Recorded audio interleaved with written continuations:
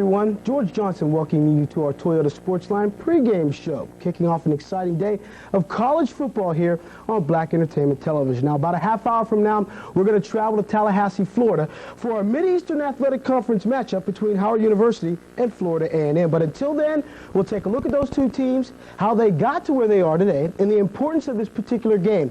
We'll also take a special look at one of those programs that feels it gets no respect. We kick things off, Charlie Neal, Lem Barney, live from Bragg Memorial Stadium in just a few moments.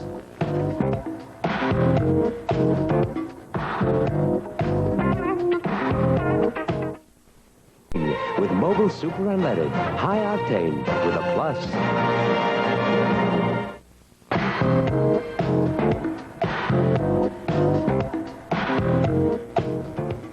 Welcome back to our Toyota Sportsline pregame show. Well, the race for the MEAC title is far from over. At the start of the season, many believed that there'd be no undefeated teams in the conference, and they were right. But who would have thought that we'd have a logjam at the top of the standings like we have today? We'll take a look at the standings, and you can see Florida A&M and Delaware State are tied for first. There they are right there in the standings.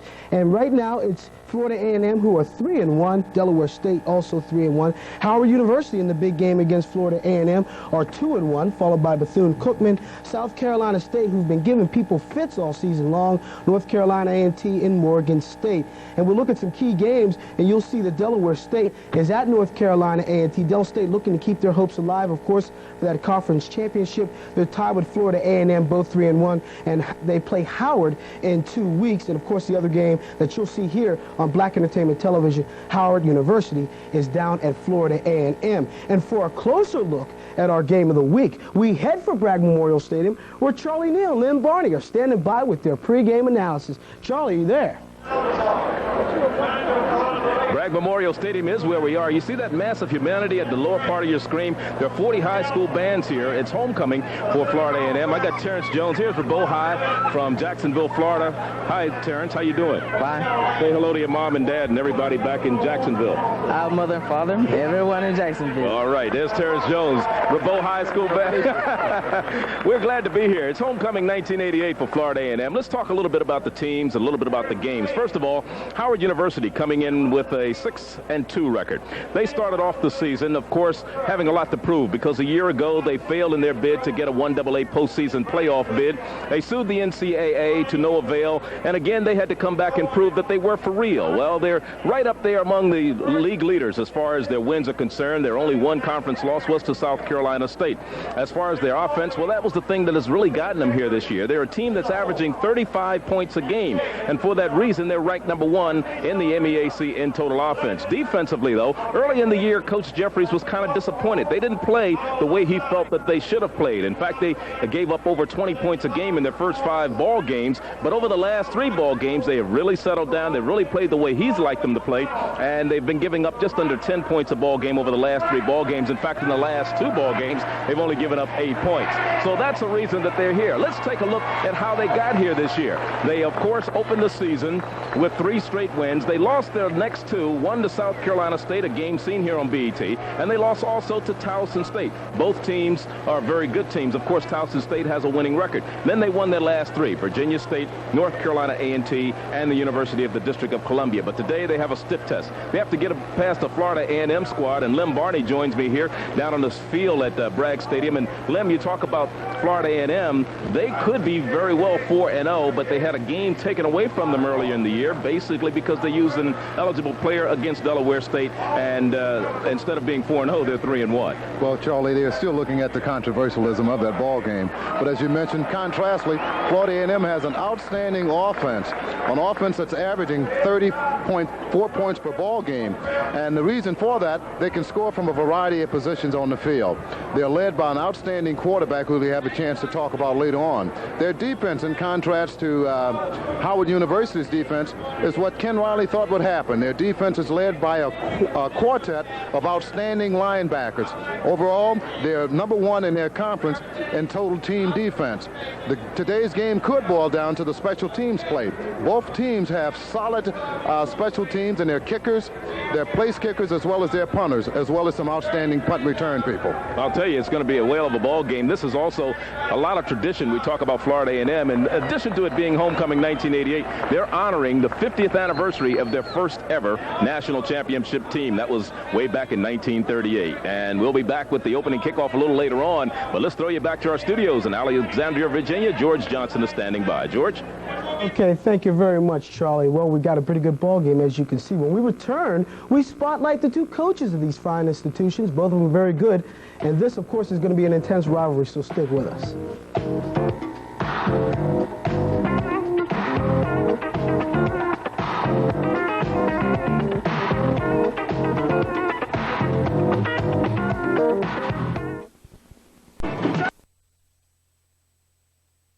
Game.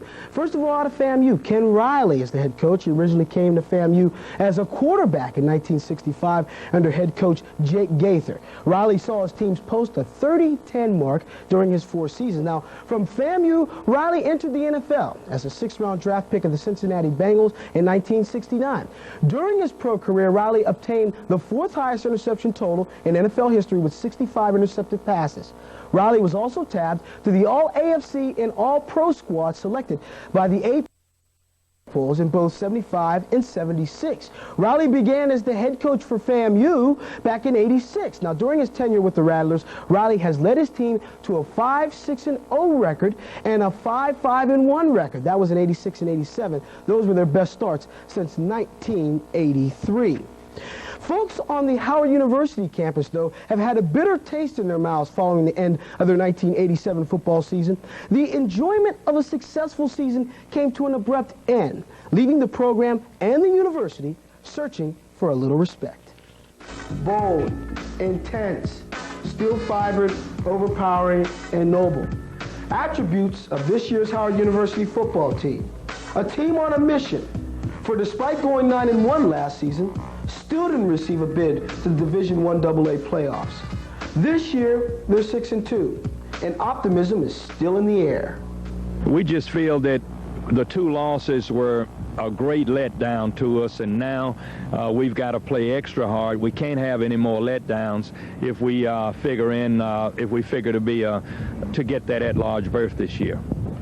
Well, I feel if we go 9-2, the NCAA is going to have to do something, because there's not going to be too many teams 9-2 in the country. Just like last year, wasn't nobody 9-1 but us. So if we go 9-2, we're going to have to do something. What, I don't know. Just got to keep on climbing, and anybody that's in our way, we got to put them down. And right now, this week, Florida A&M is in our way, and we're going to put them down. So that's just how everybody on the team is looking at it. It's a new year, and as you can see, one the Bison forecast as successful. But it was just a year ago that this club, with a 9-1 final record, was denied the opportunity to go to the Division I AA playoffs and prove themselves worthy of a national championship. To reflect back to last year, we didn't get in the playoffs, but we really felt terrible about that, and we had a 9-1 record, and when we checked into the criteria for being selected for the playoffs, they said season record, first criteria, and we had a 9-1. We had the best record of any team, being that they were pondering over for the playoffs, and we didn't get to go. We felt that we would come back this year and have a good year. We had 2 slip-ups this year. We feel if we can finish the season 9-2 and win the conference championship, we'll be considered this year. But all we had to do last year was eat that little bit of bad news that we received after we defeated Delaware State, and hopefully it'll make us a better football team. But we still, in the back of our minds, feel that we were jilted when we didn't go to the playoffs, and I hope that even with the lawsuit that it will cause them to be more objective about selecting teams and get some of the teams into the playoffs that really deserve it. Offensively last season, the Bison were awesome. The reason was simple. Running back Harvey Reed ran by everyone, shattering every Bison record in his way. But even with his graduation, the Bison still continue to flourish. They ranked first in Division I AA in rushing offense, and Fred Killing's 146 yards a game leads the way. But the key to this potent offensive attack is the guy who acts as the trigger man, the little general, quarterback Lee DeBose, who not only leads the conference in passing efficiency, but ranks second in total offense. Power elements of a potentially dangerous team. A team molded by its architect, head coach Willie Jeffries. He's been everywhere: South Carolina State, Wichita State, University of Pittsburgh, and now back in the MEAC at Howard. Last week, the coach reached a career milestone of 100 wins, a true testament to his success. Well, it tells a little bit about my age, and you know, if I had averaged 10 wins per season, that would put me 10 years over the age to graduate from college. But I figured it up, and our staff, and I say that because I consider all of our coaches, we're averaging about 7 wins per season. That's not bad, and we hope to continue. Our enthusiasm for coaching football has increased, and especially with that 100 win, it made me feel good. And I didn't know that I'd gotten so close until some loudmouth mentioned it before the UDC game. And I always think that it's a jinx to say what's going to happen if you win. And I would rather they had waited, but I feel real good. I feel good for our team and our coaching staff. Coach Willie Jeffries, a man who takes success with him wherever he goes, and then, of course, shares it with those that he comes in contact with. Well, the MEAC isn't the only conference with important action going on today. When we come back, we'll show you those key matchups.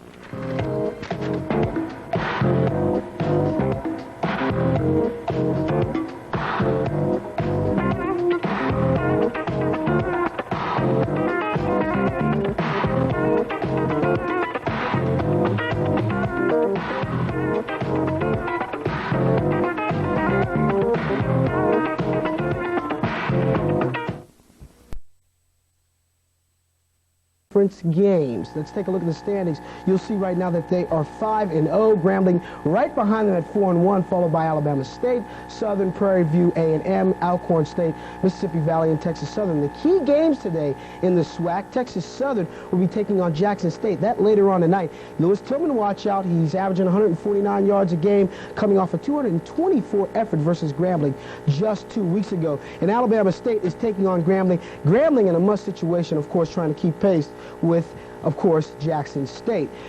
In the CIAC, the rest of the pack looks to keep pace with 8th-ranked Albany State. They remain unbeaten in conference play, suffering their only loss at the hands of SWAC opponent Alabama State, that back on October the 15th. Today, they take on Morris Brown, a team trying to regroup after the loss of their quarterback, Ali Tapp. And you can see the standings: Albany State undefeated. The key games in that one: Albany State at Morris Brown a little bit later, and Clark Atlanta will be taking on Alabama A&M, where A&M still trying to stay in the race in the SIAC. Both divisions of the CIAA could be decided today. While the two top teams of the Southern Division battle it out, the second-place team in the North awaits the outcome of a game that's being played in Norfolk. And you can look at the standings very quickly, and you will see that in the Northern Division, Virginia State is ahead of Virginia Union by a half a game. It's 4-1 and 4-2, followed by Hampton, Norfolk State, and Elizabeth City. In the South region, Bowie State at 4-0-1, the tie last week to North Carolina Central in the closing minutes of the ball game. They're playing Winston-Salem, North Carolina Central, Johnson C. Smith, Fayetteville, and Livingston. And we look at the key games in this one. You'll see that Norfolk State plays Virginia State. That's a must situation for the Trojans if they want to win the conference. And of course, the winner goes on to the championship against the winner down there in the South. Virginia Union plays South Carolina State. Union better not look at that other game too much, because SC State's definitely going to come to play in that one. And in a homecoming game, it'll be Bowie State taking on Winston-Salem State. So as you can see, the race for the Southern Division features an old mainstay and a newcomer. People have become accustomed to the Winston-Salem State consistency, but the story out of Bowie State is an interesting one. The Bulldogs of Bowie State take an 8-0-1 record to Winston-Salem State today, the challenge for the title of the Southern Division of the CIAA. But wait a minute. Is this the same Bowie State that just broke a 32-game losing streak last season? It's true, but head coach Dave Dolch has not lost perspective of their recent success. That was a very difficult time for us as a coaching staff and as players here at Bowie State. We brought in a lot of young players in 1986, and at one point during the season, I know in our last game against UDC in 1986, which we dropped a close game down there, we had 16 of 22 starters were freshmen at that time. The important thing in getting your program turned around is to build it step by step. We emphasize the retention, we emphasize the educational part of our program, the study halls, class participation, class attendance, and those things have really paid off for us. Out of those 16 starters that were in that ball game, all 16 are still here on campus, and that made a big difference. Now we're lining up with a veteran team. We're primarily a junior football team now, and we're mature. We've been together for a number of years, and we've been able to sprinkle in some top recruits along with them. But the nucleus of our football team is here and back and has suffered through the hard times of that losing streak, and we're really enjoying the new streak that we've started this season. And what about all this publicity of Dolch, a white coach at a black university? Make whatever judgment you may, and there have been a few, but the coach offers this view. First of all, George, you know, coming in from being an assistant coach at Delaware State, I guess I'm one of the few white coaches in the country that had worked under a black head coach, and a very successful coach, I might add, in Bill Collick over at Delaware State, someone that I feel very close to this day and who taught me a lot about the coaching aspects of college football. And in coming in here, I knew that the media wanted to make a big issue about the fact that you have a white coach coming into a predominantly black school, and I look at it as people coaching people. You know, I was a high school coach back in the late 70s, and the majority of my football team was predominantly black, and people wanted to make an issue about that. But as coaches coaching people, and we're dealing with young people, and color of skin really is something that I basically don't even look at in terms of when I'm dealing with a player or a young person or a coach. You know, it's an issue with the media. It's really not an issue with me, and it's something that I really try to downplay because it's really not important. It's 1988. And what do the players themselves think? He's a great coach. I enjoy playing for him and just being under him. You know, he's taught me a lot on and off the field, and I'm just happy to know him. Coach Dolch he's a very intense coach. He knows how to get the players, you know, like motivated, really good. That's what I think is like a major, you know, has to be real good in a coach, is that he has to be able to like get the players up for the game, and Coach Dolch is like that. All of a sudden, the Bulldogs find themselves challenging for the Southern Division crown of the CIAA. If they can spoil Winston-Salem's homecoming today, a trip to the conference championship would complete the program's turnaround. If we feel like we don't win it all, we're going to be disappointed. You know, we feel like an opportunity like this comes once in a lifetime. And so for me to be happy, we have to win it all in the whole CIAA. We want to win the national championship as well as we want to win the division championship as well as the national championship and get some respect around this country. The CIAA conference is one that I think really needs to grow in terms of its respect around the country. It's one of the most outstanding Division II conferences in this country.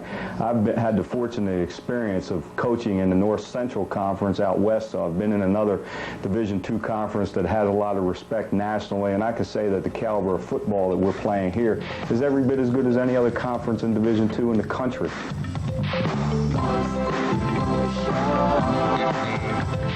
Speaking of loss and emotion, when you think of a team like that, you emotionally get behind something like that with a story like that, and we're all kind of rooting for Bowie State here. Of course, good luck also to Winston-Salem State in that big ball game for the Northern Division of the CIAA. When we come back, we got other sports news outside the football world.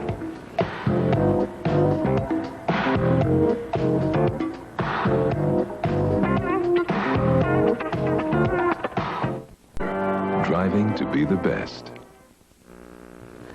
Welcome back to our BET studios. Well, the Howard football team is not the only team on campus making news. The Howard University men's soccer team has grabbed some headlines of their own in recent weeks. The Bison have put together a 15-0-1 record this season, making them one of only 3 teams in the nation along with Portland and Virginia, to go unbeaten so far this season. A victory in this season finale against the University of Richmond today would assure the Bison of their first ever undefeated season. After today's game, they will wait for the announcement from the NCAA tournament pairings. That announcement will come on Monday. Monday night is also showdown time when Sugar Ray Leonard and Donnie Golden Boy Lalonde finally square off. That'll be at Caesars Palace in Las Vegas. Now, the fight will be for Lalonde's WBC light heavyweight title and the newly created WBC super middleweight title.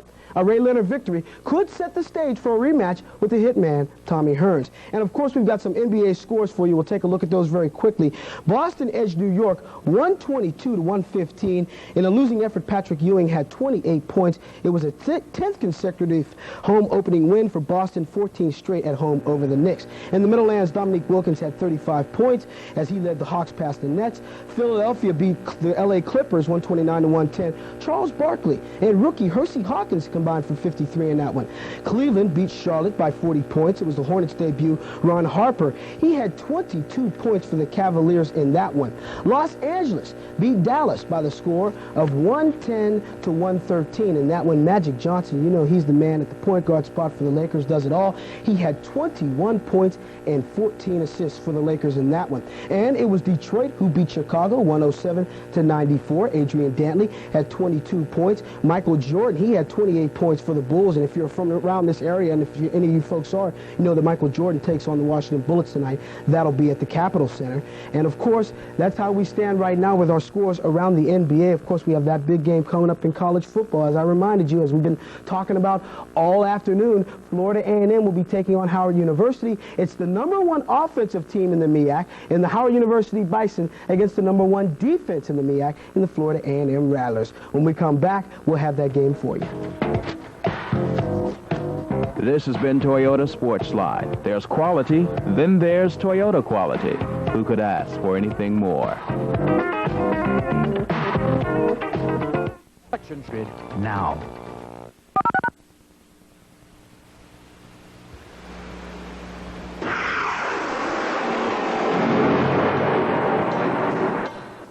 Florida A&M has never won an MEAC football title. The Rattlers can take a giant step in that direction today against Howard University. The key for the Rattlers offensively is running back Derek Gaynor.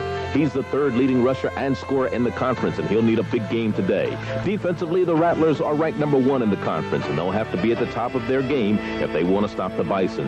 Howard boasts the top offensive team in the conference and the nation's top running back in Fred Killings, who rushed for over 1,100 yards this season. Howard quarterback Lee DeBose is the league's top passer on a team that's rushed for almost 2,400 yards, and he's looking to lead them to their second straight conference crown. It's the #1 offense against the #1 defense as Howard University travels to Florida A&M for the Rattlers homecoming next on BET Sports.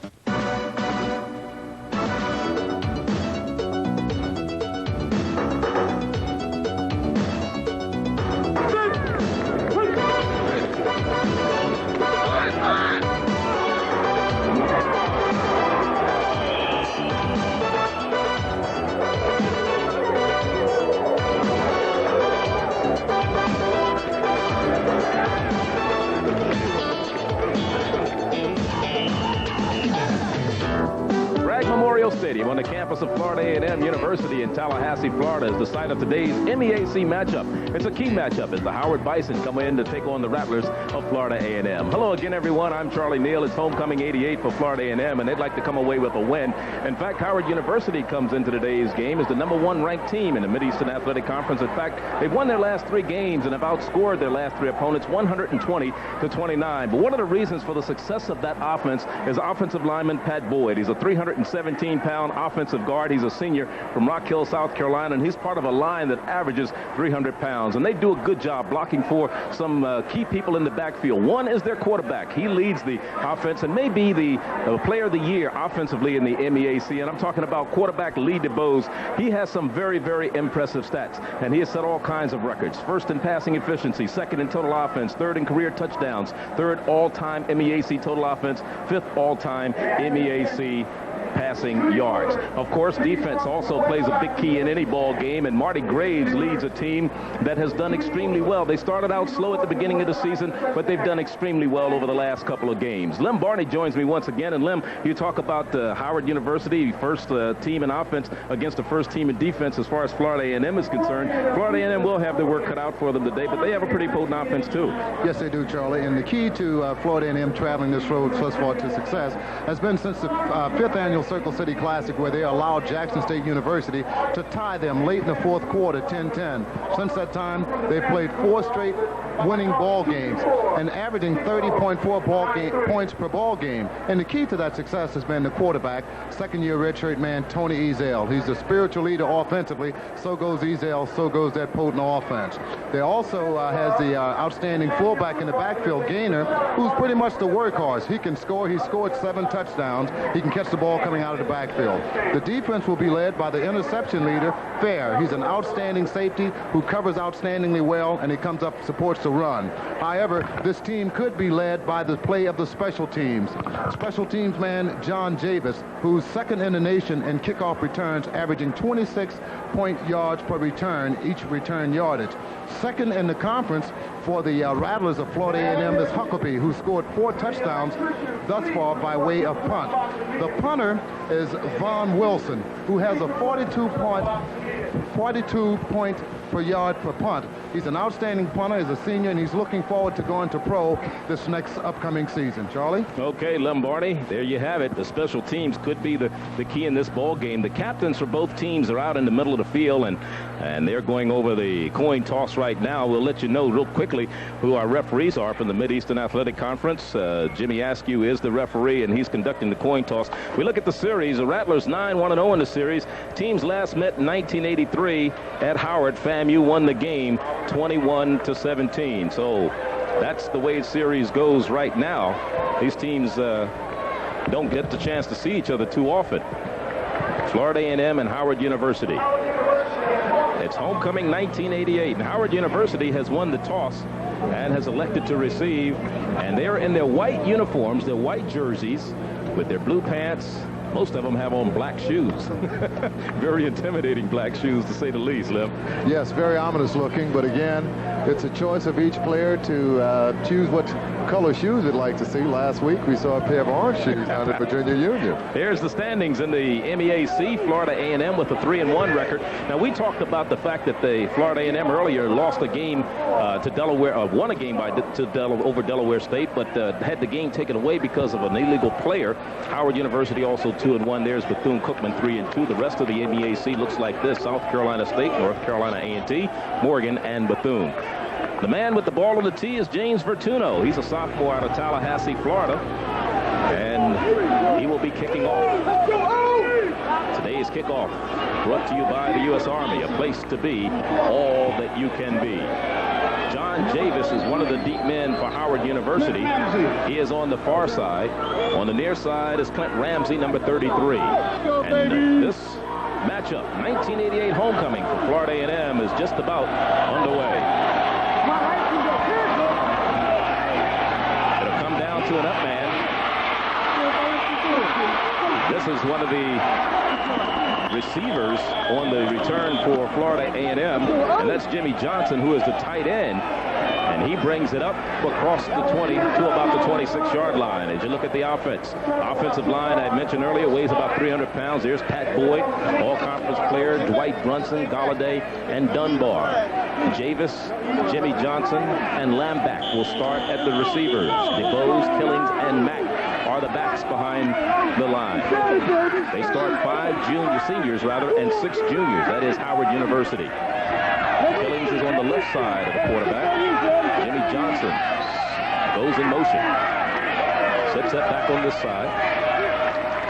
And straight ahead go to Mack. And Mack back to the line of scrimmage, maybe a yard for Tony Mack. Tony Mack, a senior out of Trenton, New Jersey, Central High. As you look at the defense for Florida A&M, they play a 3-4 with Meek, Moore, and Hudson. They're good ones up front. Defensive line average is 235. They're small, but they're quick. The linebackers, Davis, Glover, Metcalf, and Austin, they're good ones. And the secondary, Matt Fair has 4 interceptions to his credit this year. The Free safety. Lee DeBose, the quarterback, calling the signals. It is second down, 2nd and 8. And on the option, DeBose is smothered in the backfield. Not much running room for him. As Marcus Boston, number 23, read it very well and made the stop. So it'll bring up a 3rd down and 8 situation. As you look at some stats on DeBose, Bison record 18 touchdown passes this season. He has 47 in his career. And the most amazing thing about that is he's only thrown 9 interceptions out of his last 297 attempts. That's a pretty good ratio. He's not just throwing the ball down the field to complete it. He's trying to throw for accuracy as well. On 3rd and long, Killings has it, and Killings goes nowhere. Picks up about 3, and that's about it to the 31-yard line. So the drive started at their own 26, and they go to their own 31 before Lamar Glover, the senior out of Ocala, Florida, made the stop. So to bring up a punting situation for Howard University, and that'll bring on John Harvell, a junior out of Newport News, Virginia, 5th in the conference in punting, averaging just about 34.8 yards per punt. They're trying to kick it away from Huckabee, a very dangerous return man, and they get a bounce, that is Florida A&M, and they will go to work 1st down and 10 at their own 43-yard line. Let's look at Florida A&M's offense. They have a good one. Terry Buford, left tackle. Frost, the guard. Anthony Jameson, he's quite a young man in himself, a story in himself. Academically, he's excellent. John Jordan, along with Charles Gordon. There's Huckabee, Green, and Vickers, the receivers. And Ezell, Gilliam, and Derek Gaynor are in the backfield behind him. There's Tony Ezell. He is 5-0-1 as a starter. Gaynor's the man moving in motion. And they hand off to Gilliam, and Gilliam doesn't get much running room, maybe a yard on the play. LeMay actually was the man carrying, number 32, as we look at Brian Taltone. He's a transfer from Delaware State. James Moore and David Westbrook. The linebackers, Gibbs, Graves, and Darian Robinson. 5 defensive backs. Sean Van Horst, Stewart, Moses, Hancock, and Walter Price. He's another story. A redshirt freshman out of Pittsburgh, Pennsylvania, who's come on very strong. Got a start against South Carolina State. He's been in the lineup ever since. Play action. Ezell wants to go to the air, throws it, has it complete. On the far sideline, I believe that's Troy Allen or Vickers. Let's see, Vickers on the reception, the sophomore out of Quincy, Florida, Ron Vickers, and he comes up with his 10th reception of the year, and they move deep into Howard University territory, all the way down to the 38-yard line. Play action pass off a motion. Ezell's got all the time in the world. Simple curl pattern by Vickers. The reason for the time, line did a nice job of blocking. Howard is much larger than Florida A&M up front. However, a smaller team, but much quicker. Gaynor again in motion. This is LeMay again on the carry. Some room, bouncing off of people, still on his feet. Down inside the 30 to about the 28. About a yard and a half shy of a 1st down. Darian Robinson, number 49, senior out of Gainesville, Florida. He made the stop. Here's a runner. Watch him, LeMay, running with reckless abandon. Runs over number 8 coming up, Moses. Finally, the stop was made by Robinson. Outstanding individual effort. A gain of 8 yards. We'll call it 2nd and 2. Stacy LeMay out of Newark, New Jersey. Vailsburg High. Only played 6 games prior to this. But they told me he'd see a lot of action. So he started in place of Sean Gilliam. And LeMay gets the call. Or is this Gaynor again? Gaynor still on his feet. 30. Inside the 15 to the 14-yard line goes Derek Gaynor, the senior out of Plant City, Florida, before Marty Graves could make the stop for Howard University. So, again, the number 1 offense is not the number 1 offense in this game, right? I tell you, Florida A&M can score from anywhere on the field, by way of anywhere. Here's a powerful running game led by Gaynor.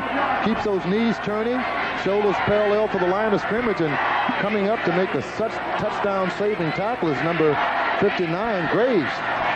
Derek Gaynor, the stats on him, 8 touchdowns rushing. He had all of those in the last 4 games. At the 12, 1st and 10, Florida A&M. Gaynor again, trying to go left side, has some room out there, bounces off a man, should score, touchdown, Florida A&M. Derek Gaynor with a 12-yard run.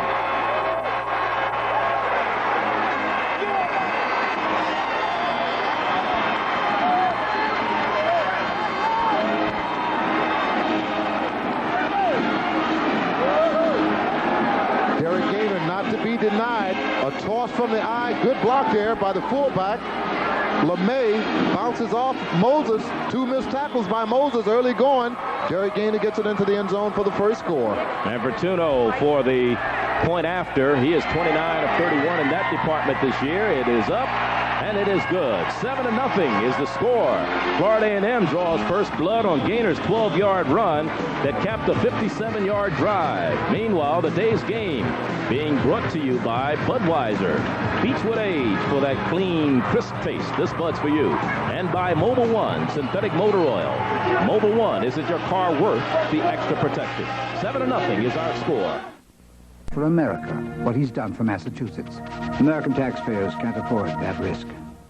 Florida A&M has outscored their opponents in the first half this year, 140-61. They get on the scoreboard first, and they lead at 7-0 on Gaynor's 12-yard run. His 9th touchdown rushing. High kick. It'll be Javis at the 10. Javis, 26-yard return. And here goes Javis. 26-yard. One man, and that's Fortuno. And Fortuno runs him out of bounds at the 35-yard line. 55-yard return for John Javis. Boy, what an exciting part of football. The kick returns, punt returns, kickoff returns. Second in the nation in return yardage of 26 yards per return. Watch the outstanding run, Charlie, and watch how he picks up blocking, cutting back cross grain. Here's a nice wall here, fills opposition. Nice cut back here. Boy, he's got taking this ball to the end zone on his mind. Fortuna, the last man, he tries to outrun him. Good job by the special teams player, Fortuna. Fumble. Back to live action. No fumble, just a collision. Was hit. I mean, really smacked as he got the handoff, and it'll be 2nd down and 10. But I'll tell you, Javis did a heck of a job putting him in great field position. Indeed he did, Charlie. It's one of the most outstanding, exciting parts of football is the kick return, especially when you have outstanding return yardage men like we have today in Javis and Huckabee. We talked about the special teams at the beginning of the game and how important role it probably will play. Here's a pass complete to Jimmy Johnson. Johnson still on his feet, and Matt Fair runs him out of bounds on the far sideline. Jimmy Johnson, the tight end out of Augusta, Georgia, 22nd reception for him this year. And he picks up a first down for the Howard Bison and puts them inside the 20-yard line down to about the 16. That's where they'll mark it. 8 touchdowns for him coming into the game. He said he likes Keith Jackson of the Eagles. He reminds him a lot of himself, he says, because Keith Jackson, they didn't throw to him a lot when he was in college, and now he's proved that he can play in the NFL. So Jimmy Johnson with the reception as they complete their first pass of the day. Here's Mack, and Mack is down to the 10-yard line. One of your students needs stitches. So Mack picks up about 7 on the play. Inside the 10, make it the 9-yard line. It'll be 2nd down and about 4. 9:23 to play here in the first quarter. With Bragg Stadium capacity crowd, homecoming 88 for Florida A&M. This is Mack again, fumble. Nobody can get it but Howard. Well, let's see. Did they call a fumble or did they call he was down? I believe they called he was down. Still a loss of yardage on the down, Charlie. We mentioned the #1 offense playing against the #1 defense. The defense is being tested here. Basic plunge action. DeBose hands off to Mack. Max meets a lot of opposition. That may have been a fumble. No, he wasn't. Number 7 coming up for Florida A&M. They must have given him forward progress stop. So it's 3rd down now. Crawford nearly recovered it, but again, they ruled it he was down. A loss of about a yard. 3rd and 5. DeBose on the option. Pitches back to Killings. He's out there. Runs over Matt Fair, but only gets to the 6-yard line as a penalty flag down. Maybe holding. He did have enough for the first down where they spot the ball. If it's against Howard, it'll bring the ball back. Of course, I'm sure Florida A&M would take it because he does have the first down. Holding. Jimmy Askew, the referee. Doc Graham is the umpire. Walt Dockery is the linesman. Ray Barrett, the line judge. Sam Berry, the field judge. And Cindy Lavender is the back judge. You may catch your flight at 6. Get a chance to see the play again. On the white. See if we can see where the holding occurred. There's the option. Executed quite well by DeBose. Here's a hit. Fair, who leads Florida A&M. I think he took a lick then. He did. He did take a lick. So instead of a first down at the 5-yard line, it's holding against Howard University. Howard University came in averaging 9 penalties for 85 yards a ball game.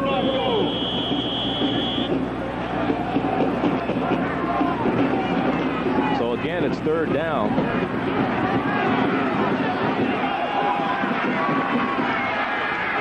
Third and about 9. DeBose, a fade pattern for Bison, and it's incomplete. That'll bring up a 4th down situation. Bison being covered defensively by Lowell Crawford and Sean Williams down there, number 25, 7 and 25 respectively. So it'll bring up a punting, or kickoff, field goal rather, situation. The ball will be spotted at about the 16-yard line. This is one of the reasons Florida A&M has won their last 4 ball games. Offenses had gotten into scoring position, but you've had fine defensive play, such as that there by number 7 Crawford, as you mentioned, Charlie, and number 25 Sean Williams. 32-yard field goal attempt by Gary Mossop, and it is good. So Howard's on the scoreboard. 7-3, 7:55 remaining here in the first quarter, and we'll be back.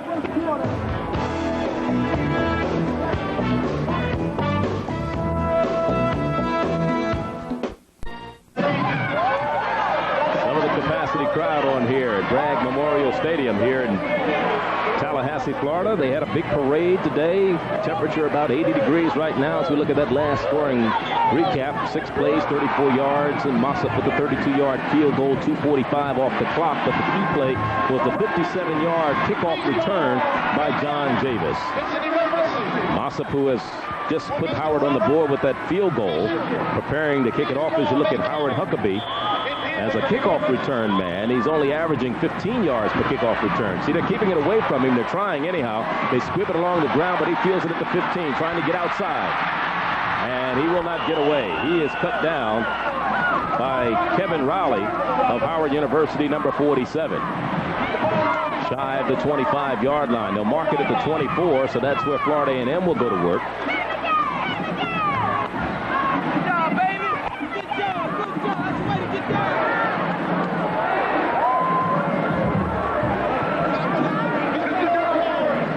Down in 10. Florida A&M, 7:49 remaining. First quarter, 7-3. Florida A&M on top.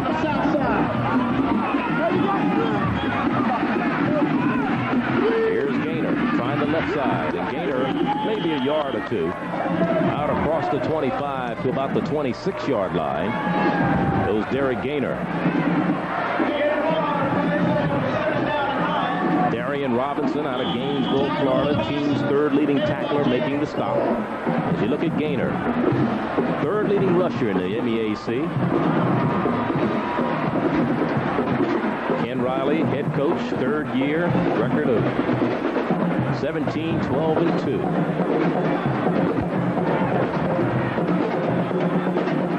And here's Ezel. He wants to go to the air. And it's intercepted. Darian Robinson, interception, touchdown, Howard University. Darian Robinson, his 2nd interception run back this year.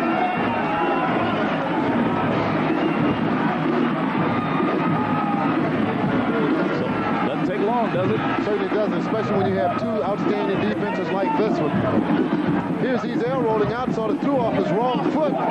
Robinson scooped in the front of the intended receiver, gets into the end zone untouched by human hands for a quick touchdown. Good turnover by way of the defense. And Mossop for the point after to make it a 10-7 ball game.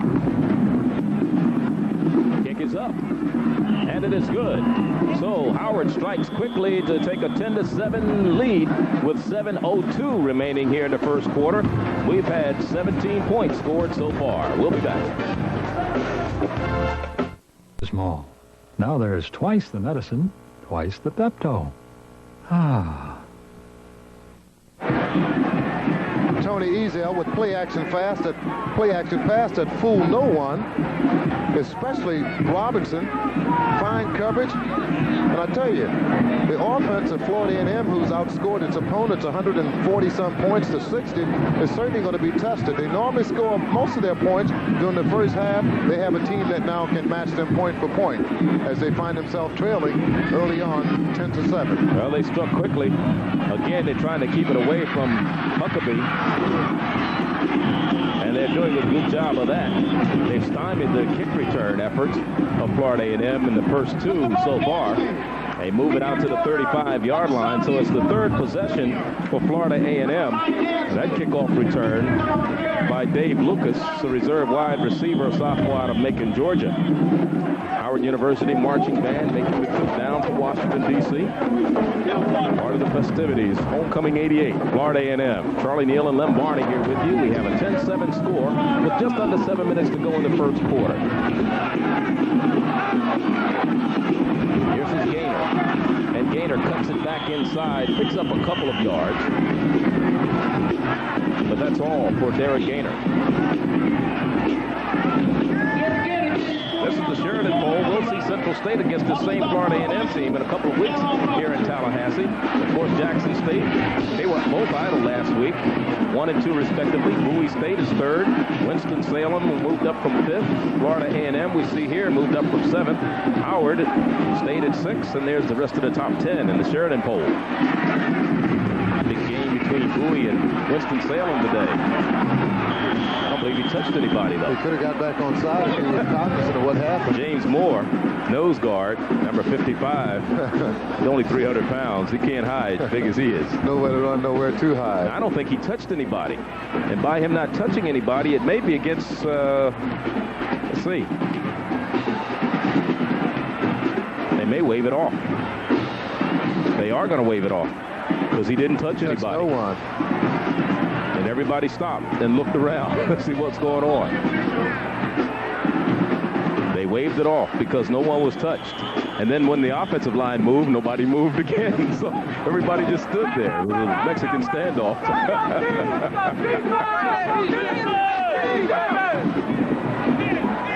It is second down.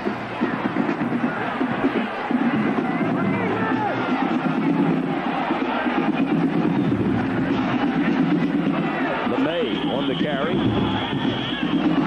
James Moore was one of the men down at the bottom of the pile for Howard University along with Marty Graves, number 59.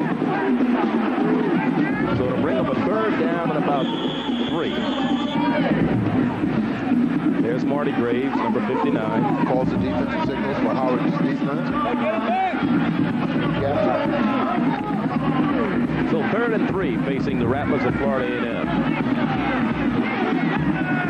Florida A&M only lost to Howard University was back in 1975. 6-0 was the score of that one. Pass incomplete, overthrown, intended for Ron Vickers on the far sideline. That'll bring up a punting situation. That'll bring on Vaughn Wilson, who's ranked 4th in the nation in punting, 42.5-yard average. He's had a 68-yarder. In fact, against Southern a week ago, he had 3 punts over 50 yards. Vickers looked like he lost his footing here, Charlie, on the left side of the field. It rained here profusely last night. Sure did. Thundering. The field is a bit wet. However, it's in grand condition. Fine punt. Davis waiting. Davis doesn't get away at the 11-yard line. 48-yard punt, hang time 4-5. About normal for him. That's professional average, I tell you. He's got the same punting style as that of Rick Roby that plays with the Miami Dolphins. One-step punter, excellent extension on his leg, and as you can hear by Charlie's timing, 4.5 on the hang time. It allows the cover men to get down in relatively fine field position to make a tackle. Javis had nowhere to run now. First down, ball at the 13-yard line, 1st and 10.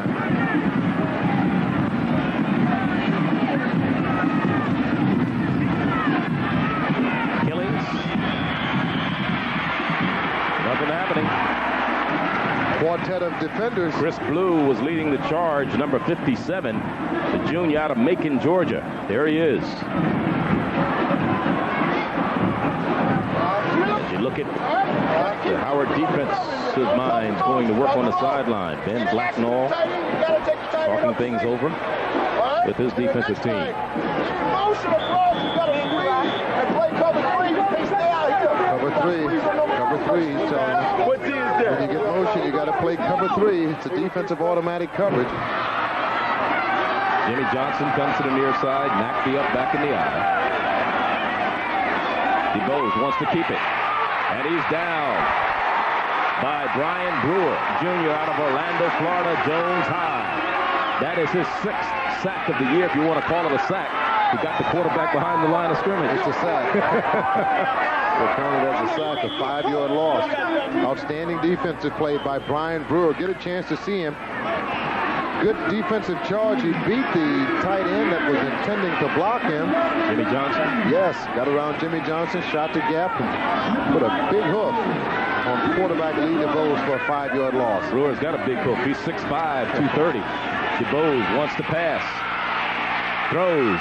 Has it complete to Jimmy Johnson at the 15-16-yard line. But a lot of orange shirts around the ball. Tell you what, they're putting a lot of hats on those ball carriers, sort of reminiscent of the Houston Oilers-Washington Redskins game on last Sunday. Every time a ball carrier had that ball, they had 4 or 5 hats on him every time. Well, Jimmy Johnson and William Evers made the stop. Capacity crowd, a gorgeous day here in Tallahassee. As Lynn said earlier, tremendous thunderstorm last night. I thought, you talk about the sonic boom of the South, I heard that thunder hit. I thought it was a real sonic boom of the South last night. Harvell back to punt. Huckabee, the deep man for Florida A&M. Standing near his 46-yard line. So you see the Rattler defense. It was a penalty. It was refused against Howard University. So to bring up a 4th and about 7 or 8 punting situation. You look for fine defensive play all day by both squads. Florida A&M is led by a quartet of outstanding linebackers. Short kick goes out of bounds on the far sideline, rather, in front of the Florida A&M bench, and it'll be spotted at the 40-yard line. So Florida A&M gets the ball in pretty good field position at the Howard University 41-yard line. First down and 10, 10-7 ball game, 3:12 left here in the first quarter, and FAMU on top by a score of 10-7. Both punters in the game have outstanding averages. John Harvell did display one of his better punts then. Again, trying to keep it away from the deadly punt returning of Huckabee.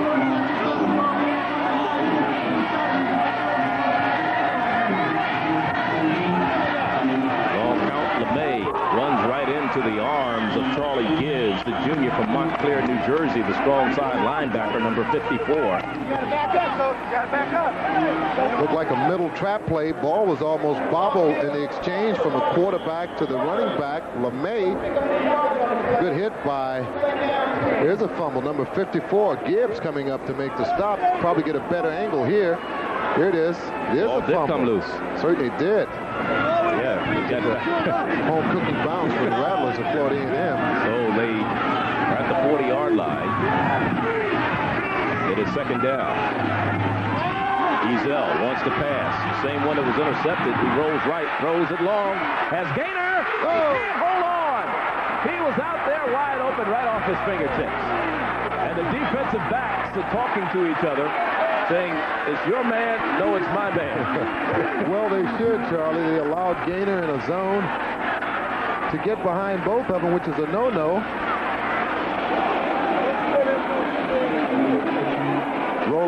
Roll out to his right. Can't throw it any better than Certainly this. Can't. Delivers a nice strike. Nice arc on the ball. Good trajectory behind the defenders. He didn't adjust his body. Certainly didn't. John Van Horst and James Moses, the closest Bison defenders to the ball. 83 degrees down on the outside. It may be hotter than that on the field. I'm sure it is. And Gaynor drops another. It's 4th down. So he has dropped 2 in a row. One for a sure touchdown. He's only caught 3 passes coming into the game, but they did throw to their backs. Minor, 3 receptions. Amir Rasul had 8 coming into the game. Stacy LeMay, 1. Chris Daniels, 2. That's the stats on the backs receiving. So a punting situation for Vaughn Wilson. Davis is the deep man for Howard University.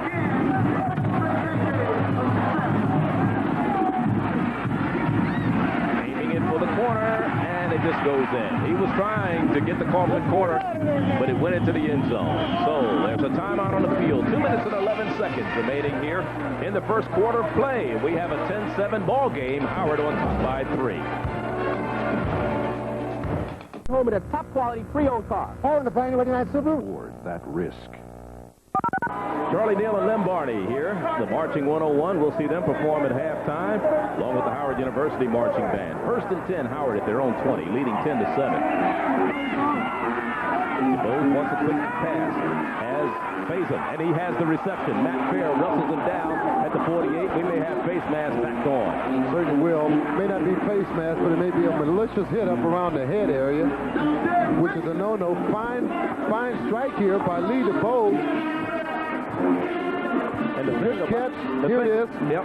Face mask. It is. But the thing about it, Lem, was the job that Faison did selling the defense, because he didn't even turn his head around so the ball was well in the air. As you look at Faison, the wide receiver, junior out of Lake City, South Carolina, came into the game with 15 receptions, averaging 30 yards per reception.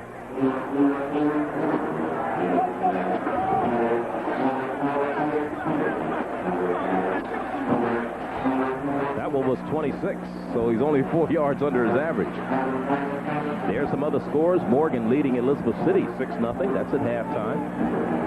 George Johnson will update them all for you at halftime. Virginia Union leading South Carolina State. That game's down in Orangeburg. Virginia Union trying to hope that Virginia State loses so they can go to the CIAA championship. Delaware State bouncing North Carolina A&T 34-6. That's at the half. Face mask tacked on to the penalty tacked on to the 26-yard reception by Derek Faison. He came into the game with 44 career receptions, 20 touchdowns, which ties him for 3rd in the MEAC in touchdown receptions with John Taylor of Delaware State, who's now playing with the San Francisco 49ers. Faison beat Lowell Crawford. Crawford was playing him in a bump and run position. Long strides of Faison separated him from Crawford. Fine strike by Lee DeBose. Tackle made by Fair, again as Charlie mentioned. Face mask tacked on to the 26-yard reception. First and 10 inside of the Rattlers territory at about the 37-yard line. DeBose, the option. Here's Killing. Submarine by Lowell Crawford, and he dives to a couple. Killing, 3rd leading rusher in the nation. Misdirection play here. Fake one way.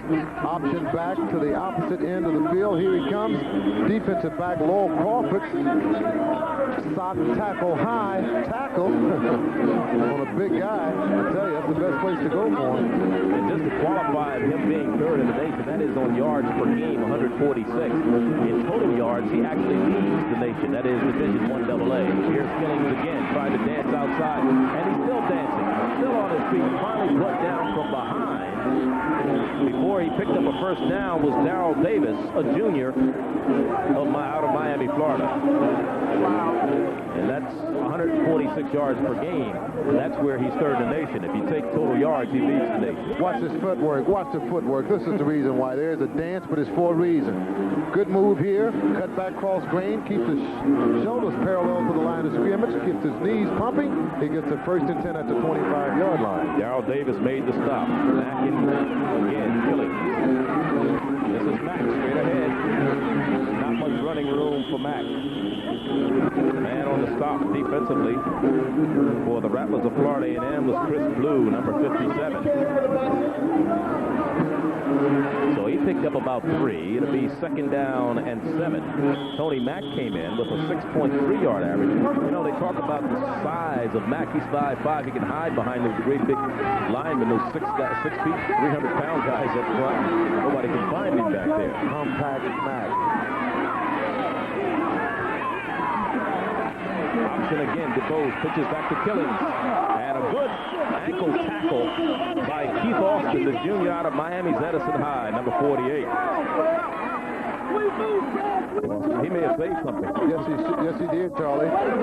Austin is one of those quartets of linebackers that are quite active defensively for the Rattlers. Here he is, making an ankle tackle. Killings would have been off to the races had he not. That into the third quarter. First quarter, 3 more to go. Trying to get out of here, right? Trying to get you out of here anyway. That's the end of the first quarter here from Bragg Stadium as the Howard Bison have a 10-7 lead over the Rattlers of Florida A&M. 283-800. Howard University with a 3rd down and 5 at the 20-yard line of Florida A&M. As you look at Coach Willie Jeffries along the near sideline, 5th year as the Bison head coach. DeBose wants to throw it, being chased from behind, lets it go. Bison, he's out of bounds, so it'll be incomplete.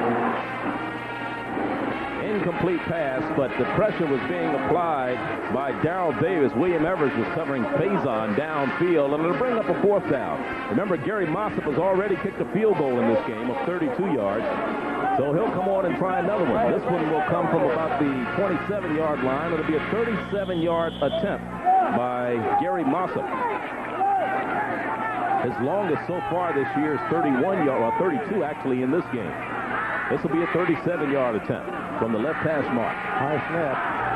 It's got the distance, but it is a flag down also, and it's no good. Now let's see what the flag is about.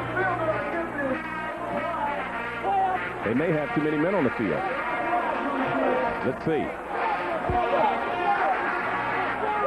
The field goal was no good. There's a flag down. Jimmy Askew and his crew will sort it all out for us.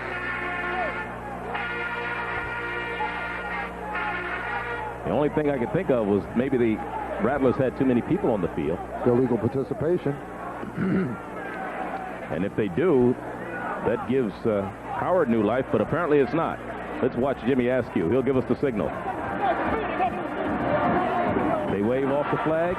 Ignore the flag. Waving it off. That's the second one today they waved off. So the 37-yard field goal attempt nullifies the drive. And it's no good. Frustration on the face of that young man, but again, a resilient defense. Florida A&M sort of gave in a little bit then, but they didn't break. Turn them around right inside the 20-yard line, where Florida A&M will go to work, 1st and 10. At their own 20.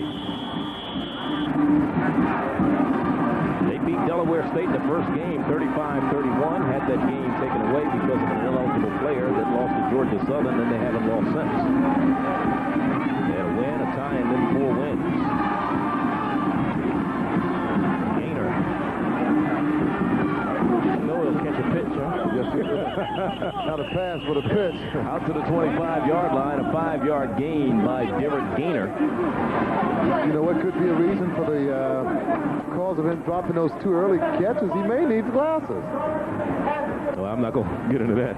Well, I'm not an ophthalmologist. I'm not either. He can hone in on the pitches, the short ones. The long ones he seem to have problem with early going here. Missed a touchdown, an apparent touchdown. Yeah, when it touches your hands, you got to catch it. 2 men out here covering Huckabee. They figure he's not only a dangerous return man, but he's a dangerous receiver. They haven't thrown his way yet. Here's LeMay, and he stood up in the hole. Not much doing. Westbrook. David Westbrook, sophomore out of Miami, Florida, led the charge of the Bison defensively. Going to bring up a 3rd down situation. 3rd and about 3 from the 27-yard line. We're in the second quarter. 10-7 is our score. Florida A&M struck first on a Gainer 12-yard run. Then Mossop hit a 32-yard field goal for Howard. And Darian Robinson had an interception that he returned 30 yards. And that's the way the scoring goes. Mossop with a field goal and an extra point.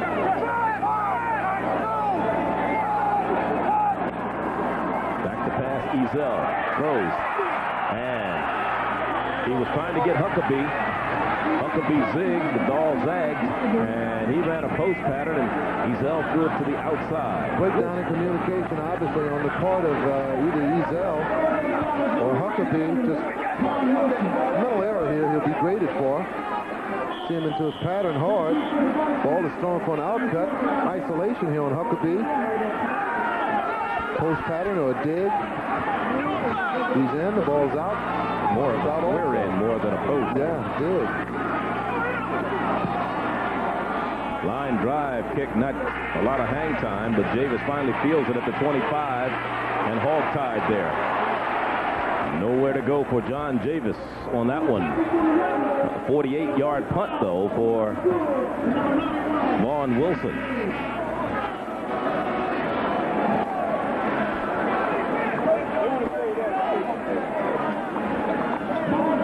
Curtis Green making the stop. So now Howard University gets the ball once again at their own 25. This will be their 5th possession of the afternoon. First down and 10, 13-10, the time remaining in the first half of play. Look at the little general, as they call it, Lee DeVos, 5'9", 160-pounder. And he pitches. Ooh, boy, what a hit by William Evers, the junior from Cairo, Georgia. He overrode the blocker, came over the top. Your type of defensive back, right? I love it. I'll tell you what, I'm sweating up here looking at it. He's covering Chaz Lambach, the wide receiver who's supposed to block him. There he is, number 7. Lambach, if had he blocked him, it would have been a clipping penalty.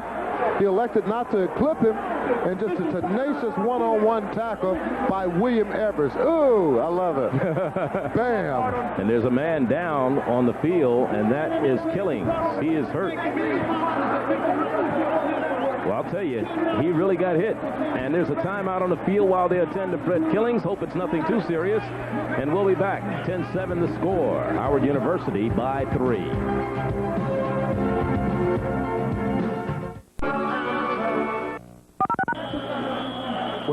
When William Evers be graded on this tackle, he'll get a law read for it. Outstanding hit. That's the way the coaches draw it up on the blackboard. And you can see the helmet right into the sternum. I think Killings just left the game because the wind was knocked out of him. Howard's been averaging 6 yards into the game so far on first down. Florida A&M 5, and here's DeVos on second down. He keeps it. First time he has kept the ball on a run today and gotten that much yardage out of it, although he didn't get anything. Brewer made the stop, along with Kenneth Johnson. Here's Killings coming back into the ball game. He has surpassed, Harvey Reed's rushing record for a year here at Howard University.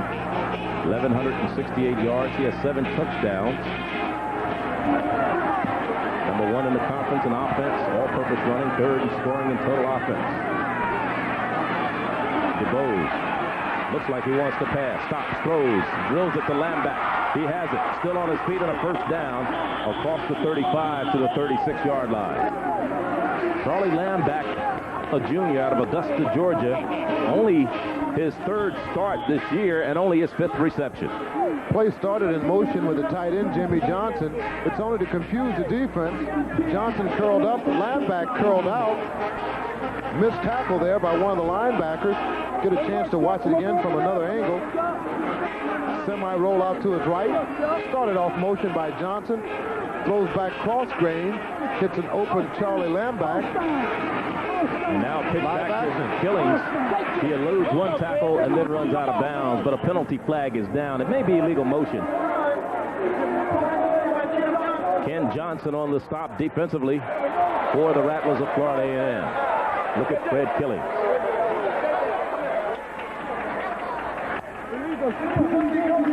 Reverse spin. Option pitch off the option. Ken Johnson on the stop. Penalty will go against Howard University. Procedure penalty. Marks him back 5 yards. It'll bring up a first down and 15. 11 minutes and 12 seconds remaining in this, the second quarter. Howard leads Florida A&M 4-7. 1,168 yards that Killings came into the game with was just under 400 yards shy of Silk Reed, of Harvey Reed's record, who's here at the ball game today. I had a chance to talk to Harvey down on the field before the game. Here's DeBose, deep handoff. And that's James Carpenter, redshirt freshman from Oklahoma City on the carry, number 19. You mean he's not from Miami? Not from Miami. A lot of Florida teams. 17 players here on the team from Howard, from Miami. Or from Florida, actually. Florida, yeah, the Florida connection. Coach Jeffries has done a good job recruiting in the state of Florida. There's a wave game started up in the stands. I was talking to Jake Gaither, who's the legendary coach here at Florida A&M, and he was talking about the 1938 championship team that we mentioned earlier. I remember that. Celebrating their 50th anniversary this year. There were only 7 players on the team from the state of Florida. Here's Jimmy Johnson. He has it at the 35 of Florida, 35 of Florida A&M. Jimmy Johnson on the reception, his second of the day.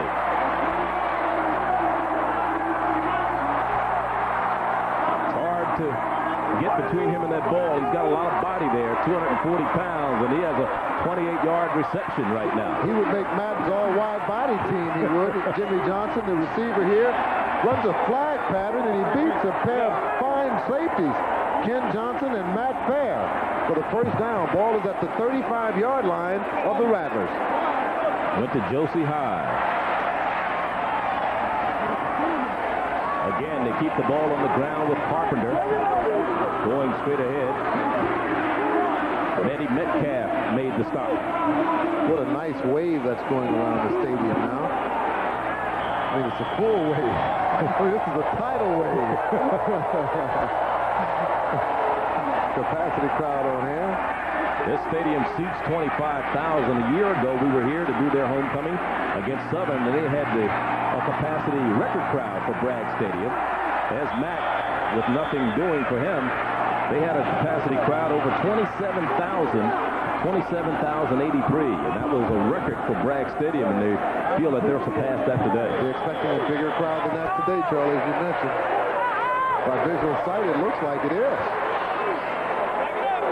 I know you could scan the stadium and computate how many is down here exactly, and I wouldn't beg to differ with you either. 9 minutes left in the first half. Jimmy Johnson in motion. DeBose, Heath rolling left. Heath has some room, decides he'll run it. And he's belted out of bounds in front of his own bench. Matt Fair on the tackle defensively for Florida A&M. So it'll bring up a 4th and about 7. Coach Jeffries is saying, let's go for it. The little general, General Lee DeBose, scrambling for his life here. Good heat. Well, he has confidence in his offense. He has confidence in his passing.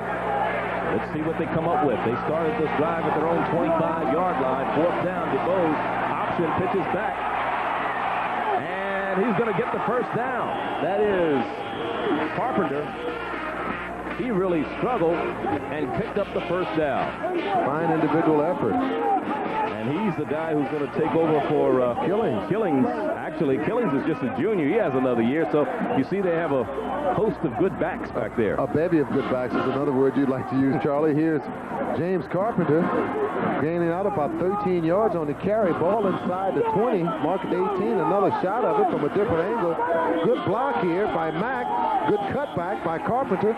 Almost individual effort. Outstanding run for the first down yardage. And it's a timeout on the field. 8:34. Howard threatening. They have the ball 1st and 10 at the 16-yard line. We'll be back. Airborne. You used to jump out of airplanes? Halftime, showtime. Both bands, Howard University Marching Band and the Florida A&M Marching Band. They'll be coming your way at halftime. You want to be here for that.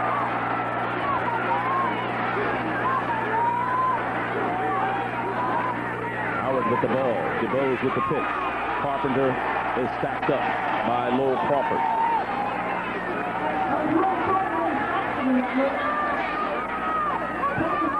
Carpenter from Oklahoma City. Went to Millwood High there, redshirt freshman.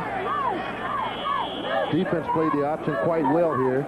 Each man defensively is responsible for a man on the option. Defensive back coming up from the right side. Lowell Crawford making the stop. 2nd down and 9. Back in Carpenter of the backs. DeBose looks like he wants to put it in the air.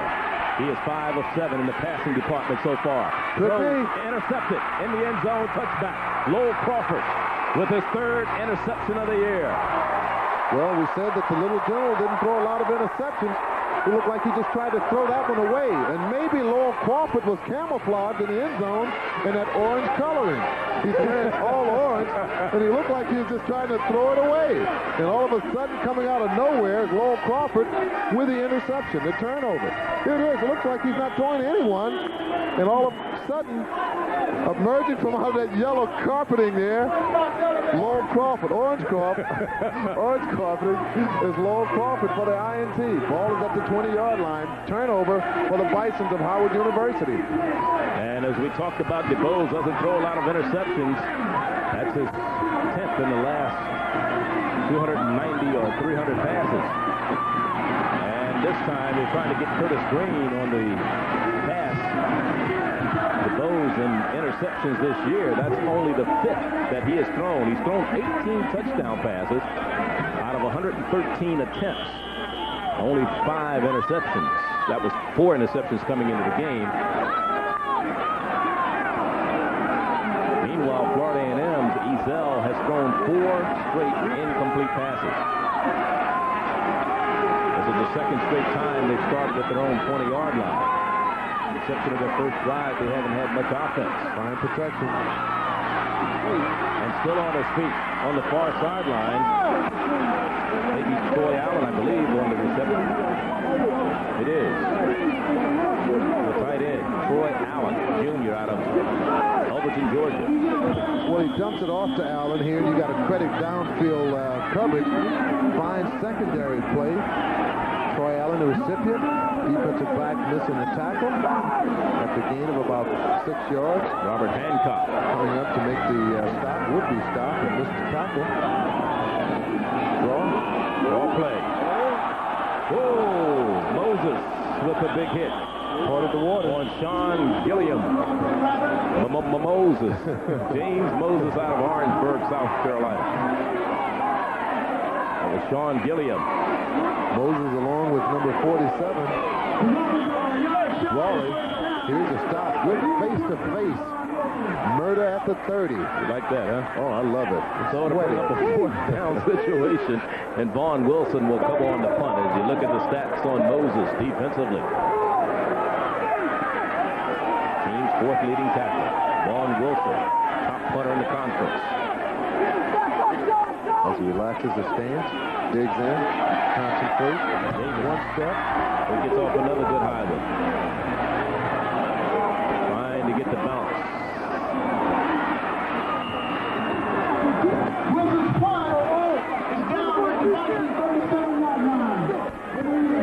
So Vaughn Wilson comes up with a 33-yard punt, his poorest punt so far today. Way on his average. And Howard University gets the ball at their own 38-yard line. Next week, Lem and I travel down to Nashville, Tennessee, where we'll see Tennessee State against the Jaguars of Southern. Jaguars falling on a little hard time, and Tennessee State having a little problems in the Ohio Valley Conference. They play Austin Peay today. Killings dives straight ahead for a yard or 2. That's Greg Killings on the run for the Bison. On the stop for the Rattlers, number 58. So they started their own 38-yard line. 5:55 the time remaining here in the first half. Leading 10-7. Florida A&M took the opening drive 57 yards and scored on a gainer 12-yard run. Haven't had much going since then. DeBose throwing, trying to hit a man coming out of the backfield, Davis, or the receiver, and he just couldn't get in position to catch it. He had beaten the defender, William Evers. You be the receiver at home in your living room. Here it comes. Keep your eye on it. Concentrate. Oh, just off the outstretched fingertips. John Javis. Boy, he's quick. He's got to be in the 4.3, 4.4 in the 40, I tell you. He turned it on that 56-yard. He had started earlier in the year, but hadn't played well in the last couple of games. In fact, only 3 receptions in the last 5 games coming into the A-Star cut. So they moved Lamb back into a starting position. And but DeBose is dropped. And it'll bring up a punting situation, and John Harvell will come in. Harvell hadn't punted the last 3 weeks. He got hurt stopping a very dangerous kick returner from Towson State, Megan, and he'll be on the punt. Get a chance to see the pressure again applied. The 93. Active program there. Fine defensive. Huckabee trying to get to it and couldn't. Oh, he touched it. He's got to grab it. He does inside the 10 at the 9. Boy, flirting with disaster that time. His heart dropped about a centimeter. I'm sure it did. 4th punt of the day for Howard University. Fine punt. Took his eye off it altogether. Ball takes a Howard bounce. He missed handling it there. Finally then, alertly pounced on it. 3rd in the nation. Punt return, 19.1 yards per return. His punt return average is better than his kick return average.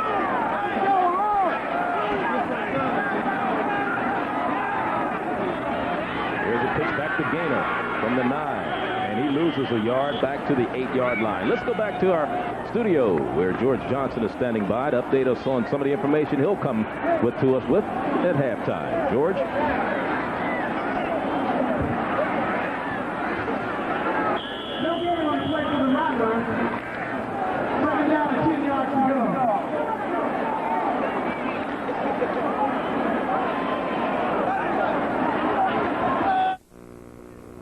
All right, thank you very much, Charlie. When we return to our Black Entertainment Television studios at halftime, there'll be plenty of scores from around the country.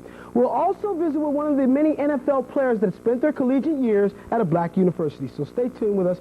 A&M. Darian Robinson, who has the interception return for a touchdown for Howard to give them the 10-7 lead, made the stop. Fine defensive play by the Bisons of Howard University. Florida A&M, as you mentioned, Charlie, since the opening drive, capped by a 12-yard run by Gaynor, it's been a little lackluster. Now, again, they normally put their points on the board in the early part of the ball game. In the first half. Here's a keeper by quarterback Ezell, and he has a first down across the 25 to the 26, 27-yard line. They ran the option a lot earlier on in the year, and they had Andre Williams, who they felt was the better of the 2 quarterbacks as far as running the option. And Andre Williams didn't have a good game against Jackson State. In fact, a couple bad pitches in the game. And since that time, Tony Ezell has been the quarterback as of record. Nifty run by Ezell on the option play for the necessary first down yardage. Ball is now at the 26-yard line. Will they have it now, 1st and 10? Ezell on first down. In trouble. Brought down by James Moore, the nose guard. So he loses yards. Howard. Fumble. It was a fumble, and Howard recovers. So the first turnover, well, I should say second turnover of the ball game. Here's the big man, James Moore, the nose guard. 6'1", 300 pounds, just relentless pressure on Tony Ezell, causing the fumble. The Bisons recover inside of the Rattlers territory. 1st and 10 at the 19-yard line. Defensive struggle early going.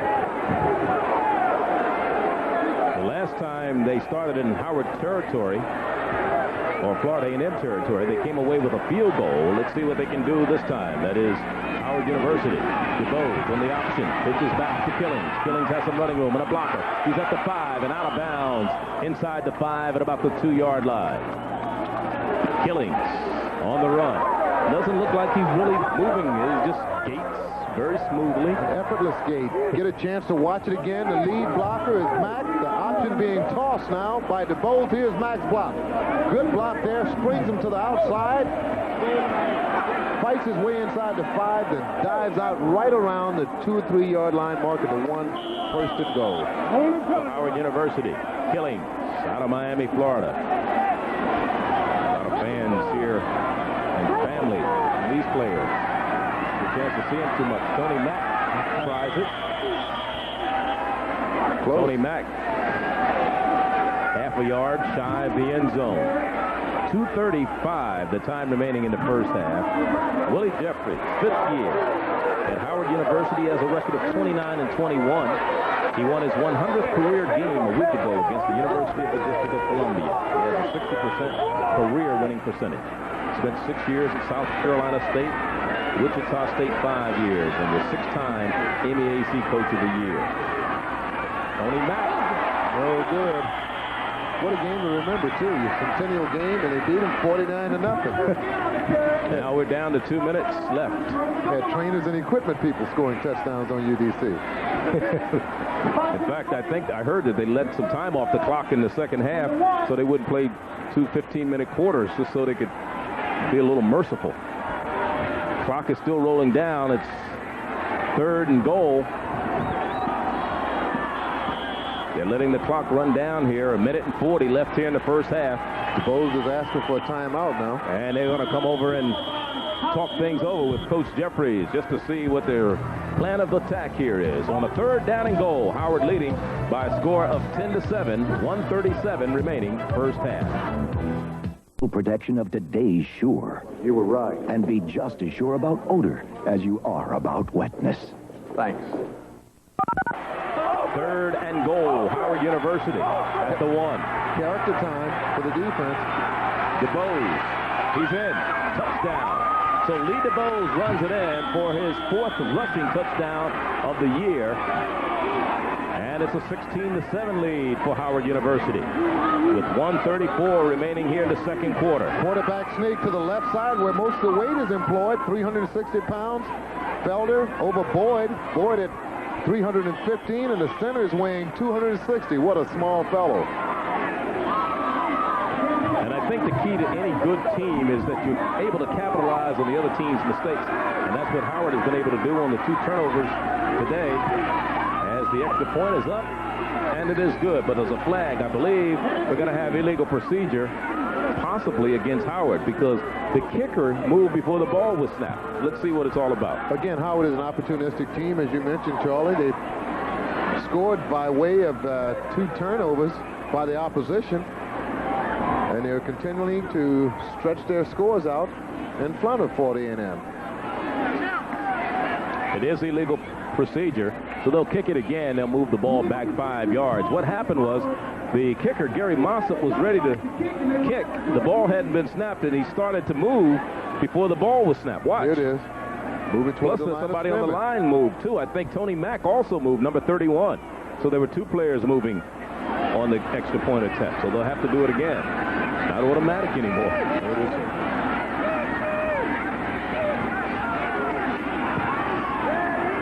Again, it is good. So Gary Mossop makes it a 17-7 ball game with 1:34 left here in the first half.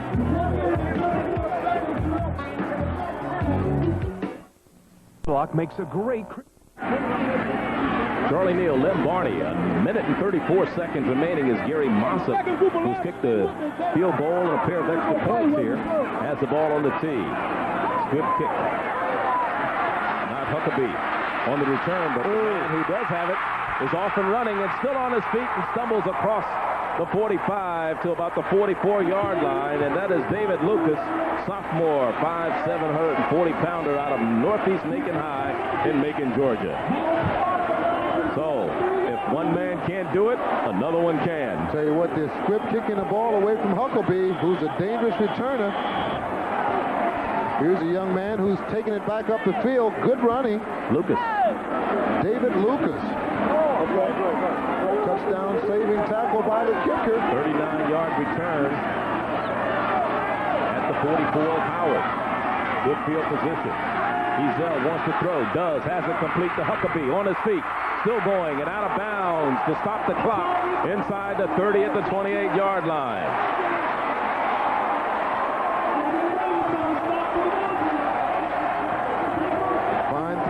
combination. Ezel to Huckabee. Good protection. Fine protection at the point of attack in a well-formed pocket. It's a flying Huckabee on an over pattern. Huckabee outlegs the defenders, gets the ball inside the 30-yard line, mark it to 27 where they have first and 10. Fine protection here. And the crowd comes to life. A minute 18 remaining. Ezel in trouble. Still on his feet. Runs it out of there. Still going. Ezel. Touchdown, Florida A&M. No flags.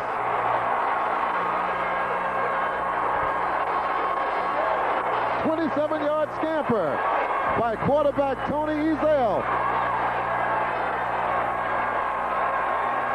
38 yards. I thought it was shorter than that. Get a chance to watch it again. I thought they had the ball at the 27-yard line. Great job by Ezel escaping a mass of defenders. Broke out of the pocket, scampers to his right side, breaks 2 tackles here, gets it into the end zone. PAT good. Florida A&M trails now on homecoming, 17-14.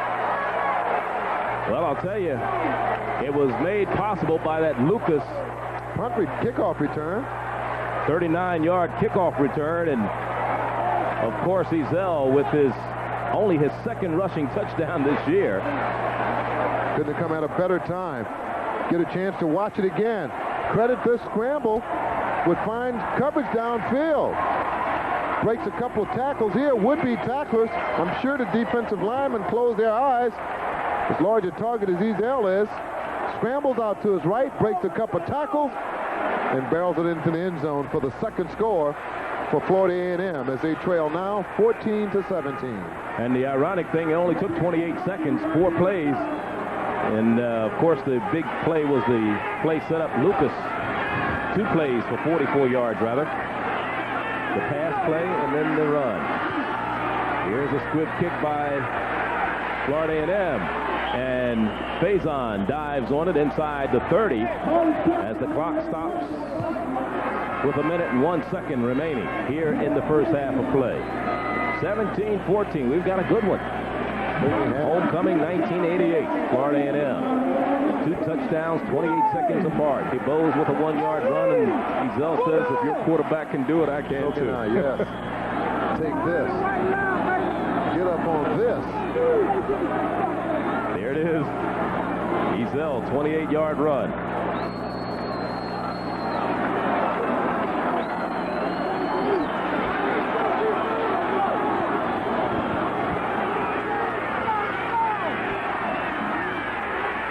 Not a heat. Nothing doing for DeBose. Nothing whatsoever, says Brian Brewer, coming from his right defensive end. Here it is. Fake rollout. Option toss to his right. Brewer catches him from behind for a sack again. A loss of about 10 yards. Brian Brewer, 7th sack this year. He's had 2 in this ball game. 47 seconds of time remaining. There's a timeout on the field as they talk things over. The defense.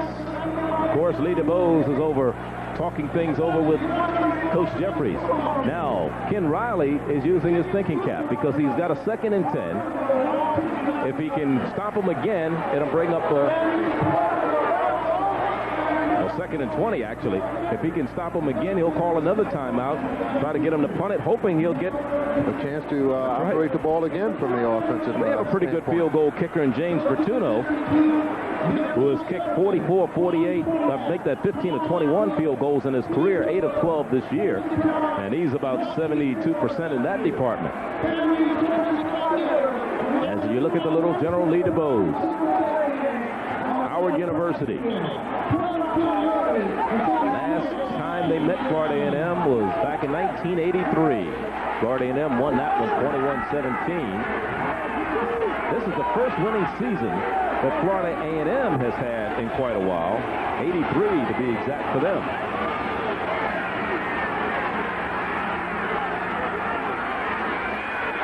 DeBose still on his feet. Fumble from behind. Fumble. Let's see who has it. No word from the officials yet. The crowd seems to think that. Here's number 99, Meeks, with relentless pressure on DeBose. DeBose never saw him coming. Another sack. Florida A&M has the ball. Defensive turnover. And number 93 coming out of the pile with it is James McDuffie, a freshman from Killian High in Miami. So a big break for the Rattlers with 41 seconds remaining. In turnovers this year, Howard has lost 13 of its 26 fumbles, a total of 17 turnovers, and this is their second today. Well, Ezell has 41 seconds in which to operate before halftime. Find field position for its offensive unit. He has time, throws into the end zone. Gainer, touchdown! He caught that one. He put some glasses on, too, I bet you. That was a more difficult ball to catch than the other two he missed. Looking directly into the sun. Fine throw and catch combination. Ezell to Gainer. Florida A&M back on top. 20-17, awaiting the PAT. Good protection, play action pass. Well-formed pocket of protection. Two men in the same area. The point after by Vertuno is good. And just like that, back on top. We've had 3 touchdowns scored in the last minute. Tell you, they're both a scoring machine. Here's Ezell, well-formed pocket, no pressure whatsoever. Gainer looks it in this time for the go-ahead score. The Rattlers on top now, 21-17. So, as did Howard take advantage of a turnover by Florida A&M. Florida A&M is taking advantage of a turnover by the Bison of Howard. Turnaround is fair play. Defensively, they put a lot of pressure on DeBose. Meeks coming from the backside to register the third sack, caused the fumble. McDuffie coming up with the fumble, the freshman. First play from scrimmage. Went for it all through it into the end zone. 6 seconds off the clock. Rattlers back on top. Homecoming 88. And showtime continues, not only from the football players, but from the bands. They'll be performing for you at halftime. Another good kick, and here's Bison. He drops it. Finally picks it up as the clock ticks down to 28 seconds. 29 seconds left in the half. Well, they don't want to take a chance of a long run back, so both teams, knowing how dangerous their kick returners are swift kicking a lot. Just a little respect when we come to the ballpark, huh? Sister Ree, R-E-S-P-E-C-T. Just to recap what's happened in the last 1 minute and, 6 seconds. DeBose had a 1-yard run with 1:34 left. 28 seconds later, Ezell with a 28-yard run, and then with 35 seconds left, it was Ezell with a 23-yard pass to Derek Gainer. Howard may just try to run it out. Let's see, as Tony Mack is still on his feet, runs out in front of the Florida A&M bench. The clock stops with 22 seconds left. Still some time. He's got some capable receivers. That's the wrong place to run out of bounds, too, Mack. I wouldn't be surprised to see them try to go for the bomb here with 22 seconds left. Because Mack picked up the first down, so they gave him some good field possession all the way down to the 45 of Florida A&M. Very capable receivers. Mack the up back in the eye. DeBose on the option. He's going to keep it. Turns it up. Fair. Tried to strip it. He's still on his feet. And he's down to the 25-yard line of Florida A&M. And he calls a timeout. 12 seconds remaining. 21-17. You wouldn't want a better game, a better first half. Tell you what. Sloppy tackling here. Outstanding option run here by DeBose. Missed tackle there. Missed tackle there. Continues his running. Shoulders parallel. Knees churning. Eyes on the goal line. Fine run by quarterback Lee DeBose as he called times out. Ball is spotted at the 26-yard line of Florida A&M. 19-yard run for DeBose. He already has a touchdown rushing in the ball game. I'll tell you, we've seen a lot of exciting plays here in the second quarter. Indeed. It was 10-7 Howard at the end of the first quarter. They made it 17-7 on a DeBose 1-yard run, and Ezel's 28-yard run made it 17-14. Ezel came back to make it 21-17. In fact, Florida A&M led 7-0 in the ball game. But Javis set up Howard's first score with a 57-yard kickoff return after Gainer's 12-yard touchdown run. Then Darian Robinson with a 30-yard interception return made it 10-7 Howard. Here's DeBose looking for Faison in the end zone. Too far. Faison was out there. Matt Fair covering defensively, number 31, along with Kenneth Johnson. Also Lowell Crawford over there. A lot of orange jerseys around. He ran a post corner pattern. And it's 6 seconds remaining. Little General threw it a little bit too big. Throwing it out of the end zone. Fine coverage by the Rattlers. Coverage led by number 7, Lowell Crawford. They don't feel they could get a field goal from here. It would be a 43, 44-yard attempt. They have to throw this one in the end zone also. And he's looking for a fade. Closest man to it is Crawford as the clock goes down to zeros. That's the end of the first half here from Bragg Stadium, Homecoming 88 for the Rattlers of Florida A&M. But it may be a penalty flag. Let's see. The officials are talking things over before they go into the locker room at halftime. If it's against the defense, 1 second. they can't No, quit. It's not a penalty. It's 1 second left on the clock. The stadium clock shows no time left. But the officials are saying it's 1 second left. Of course, they keep the time on the field also. Naturally, you're at home, and the people at home are going to get that zero on the clock as quick as possible. For sure. But the officials say it's time for one more play. 1 second remaining. Mossop will come back on the field and attempt about a 42-yard field goal. They are going to try it. Well, Coach Jeffries was gambling there. He figured maybe if it went incomplete, they would have enough time maybe to get the field goal kicker on. And why not? Let's try it. With 42, with no time left, actually 1 second, it'll be a 42-yard field goal attempt for Gary Mossop, who's long this year is 32 yards. Anthony Davis, defensive back, will hold. Number 2. At half, the Rattlers in the dressing room. Yes, right. You don't want a defensive penalty here. Certainly don't. Now Florida A&M has to call a timeout because they can't get the right people on the field. Yeah, they need the correct personnel. It was a scurry there when everyone thought the game was over. 000 showed up on the stadium clock. The Rattlers had burst to the dressing room, and now coming back out, they can't get on one accord. Timeout was called by Coach Ken Riley. Let's talk things over. So Gary Mossop, the pressure being put on him right now. Next week, Lim and I will see Southern University travel to Nashville, Tennessee. And it'll be a 5 p.m. Eastern game right here on BET. This is where we are now, Bragg Stadium in Tallahassee, Florida. Next week, we'll be up at Vanderbilt Stadium in Nashville, Tennessee. Southern University against Tennessee State. First time we've seen Tennessee State this year. We've seen Southern University earlier. Intersectional matchups, SWAC against the Ohio Valley Conference.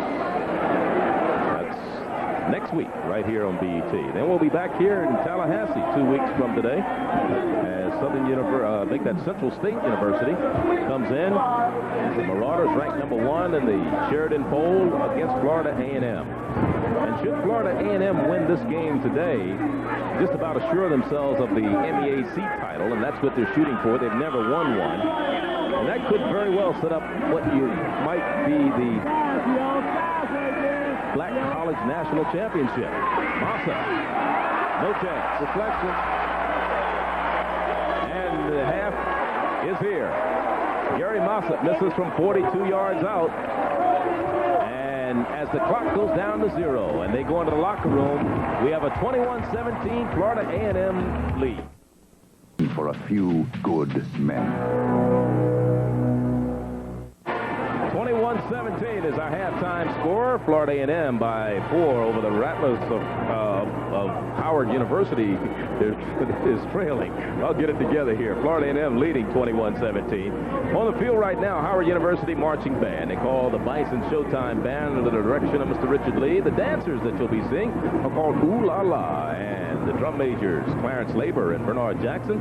Total members, 160. Listen back and listen to the Howard University marching Bison Showtime Band.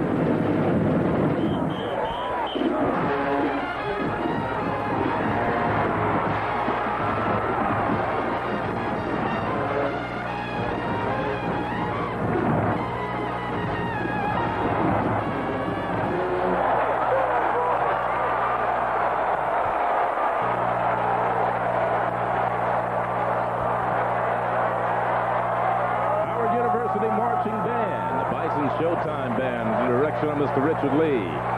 Part of our halftime showtime. We'll get ready for the Florida A&M University Marching 100. They're not 100 anymore. They're 245 strong. Winner of the Sudler Trophy in 1985 for combining musical excellence with innovative marching routines. And we'll be back to take a look at the Florida A&M Marching 100. But first, let's take a listen to Henry Brown, Vice President, Anheuser-Busch. The game. Right now, we're enjoying halftime. Henry Brown, the head drum major for the Florida A&M University Marching 100, is Tracy Burns. The Showtime theme today is Homecoming 88. Oh, what a feeling. Let's watch.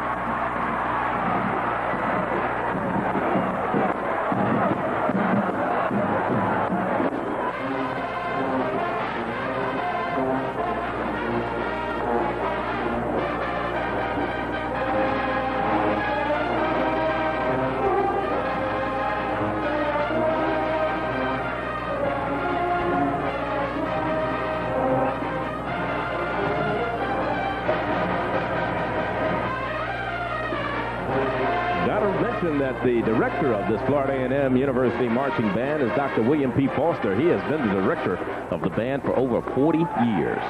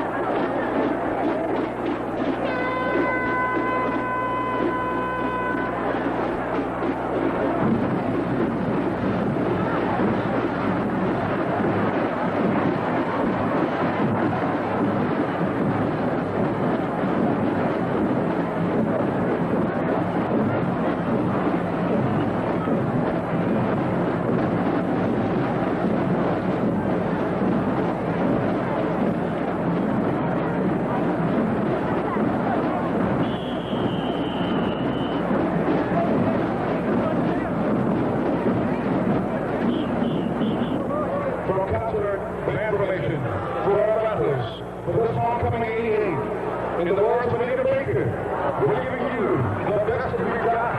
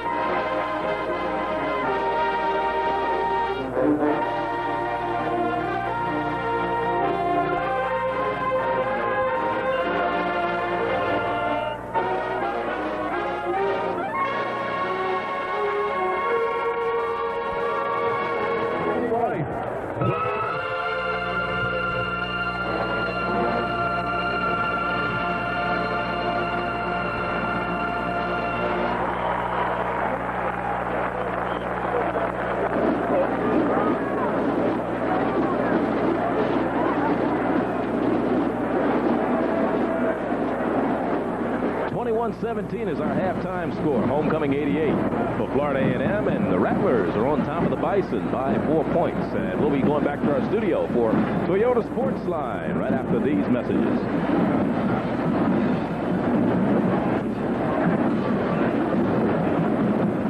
Good men.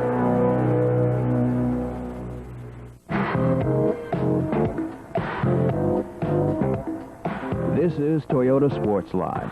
There's quality, then there's Toyota quality. Who could ask for anything more?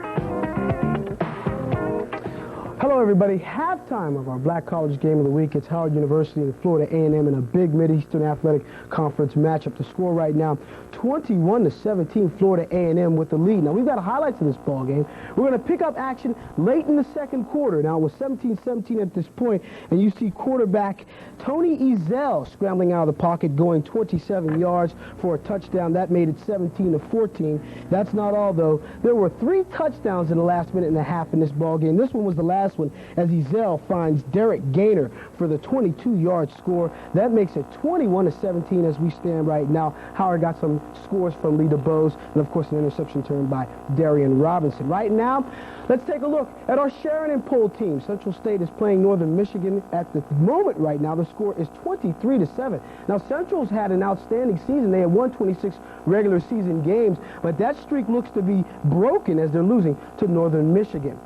Also, Jackson State taking on Texas Southern. That'll be a ball game later on today. We'll keep our eyes open, of course, for Lewis Tillman, who's averaging 149 yards per game in that one.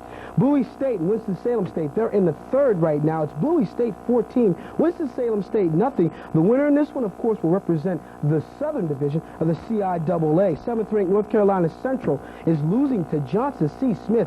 They are at halftime right now. The score is 10-7, NC Central Homecoming in that one. Number 8th-ranked Albany State will be playing Morris Brown a little bit later on. Albany State 5-0 in conference, play 7-1 overall. Their only loss of the season this year coming to Alabama State, that on October the 15th. And Alabama State and Grambling are going at it. That one is a homecoming for the Grambling State Tigers. That's number 10 and number 9, in fact, in that ball game. The score is 13-0. The Grambling State Tigers in the lead in that one. When we come back, we've got plenty of scores. We also have a special feature.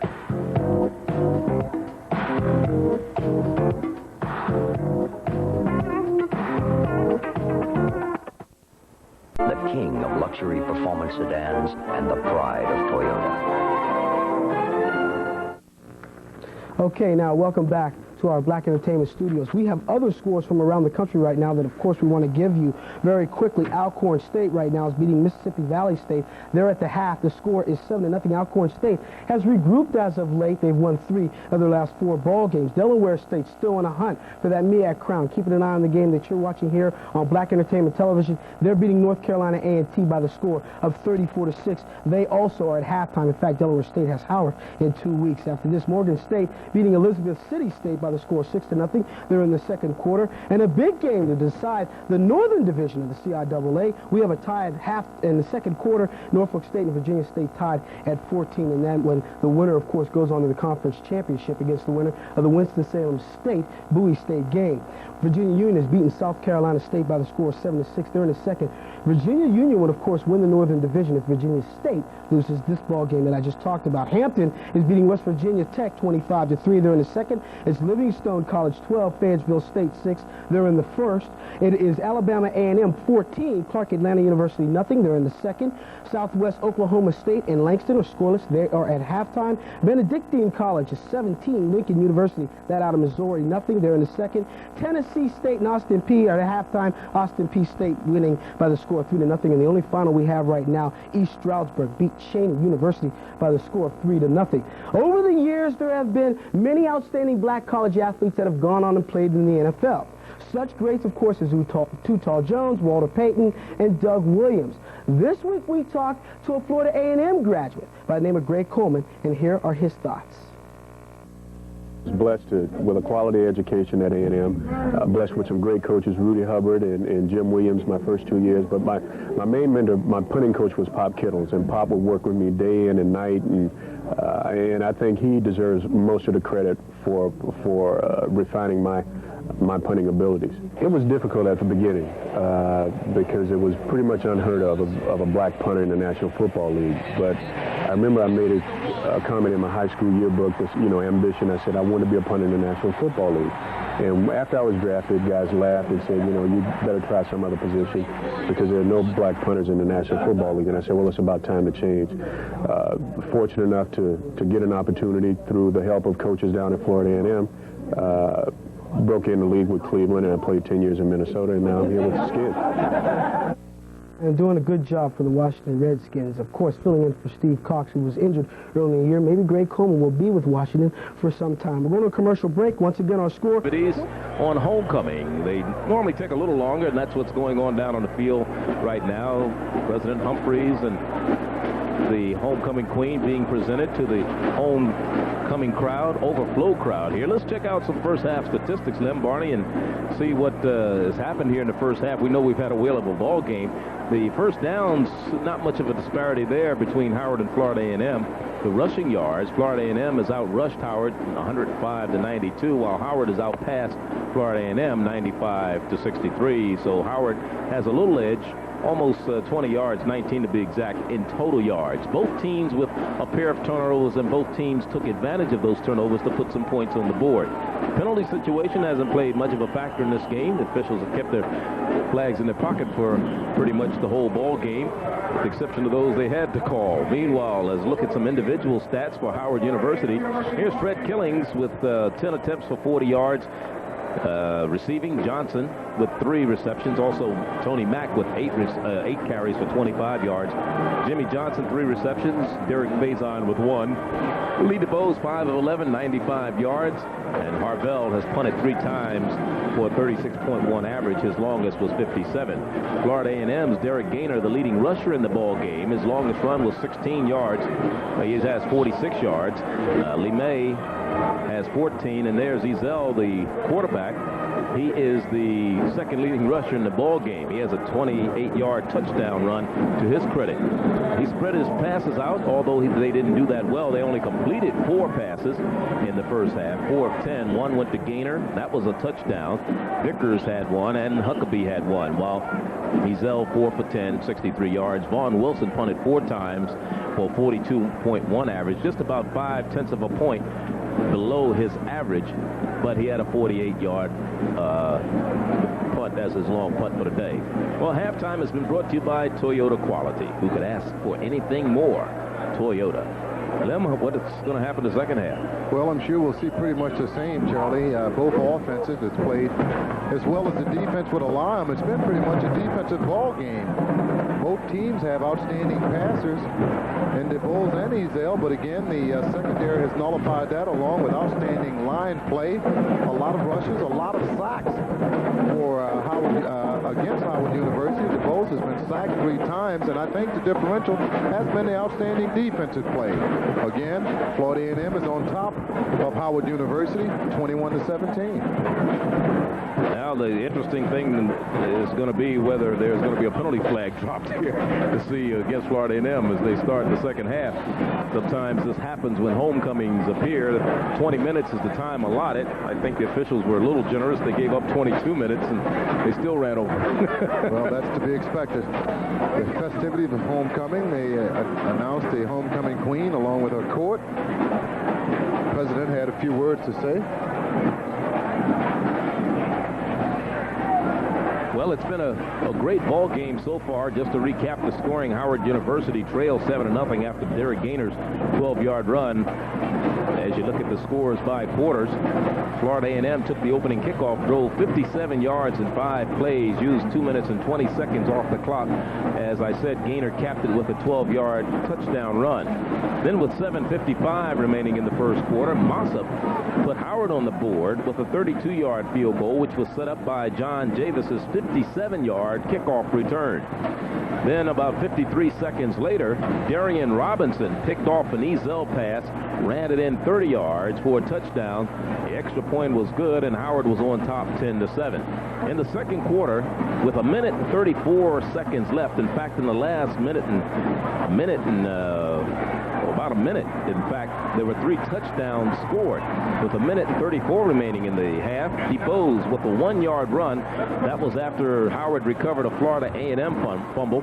Then with 1:06 left, just 28 seconds later, Ezell scored on a 28-yard run, which was set up by Lucas's 39-yard kickoff return. And then Florida A&M came up and stripped the ball from Lee DeBose. They recovered the fumble, and Ezell on one play went 23 yards to Derek Gaynor. And that's the way the score stands right now, 21-17, Florida A&M on top by 4. So will we see a different type of ball game in the second half, or it's still going to be wide open? I think we pretty much see the same type of ball game. Both offensive have prepared for a wide open offensive attack, especially coming with the outstanding skills of 2 fine quarterbacks, Tony Ezell, who leads the Rattlers, and the little general, Lee DeBose, who's a great option quarterback, leads the Bisons of Howard University. Captains conferring now in the middle of the field. You see James Moore, number 55 for Howard University, Pat Boyd, the guard we talked about at the beginning of our game for Howard also. Florida A&M will receive the second half kickoff. I don't see any flag being thrown, so I guess we're going to play it where it should be played, huh? Certainly calls to throw a penalty going over the halftime allotted time for the halftime show. I'll tell you, Ezell looked like a magician. He's improved each and every week since getting the starting assignment. He's 5-0-1 as a starter for the Rattlers of Florida A&M. He has his team out in front by 4, but we still have 30 minutes of football left here. The shadows starting to come into the stadium here in Bragg Stadium in Tallahassee, Florida. Overflow crowd on hand for Homecoming 88. Howard will kick off from the 35-yard line. Gary Mossop.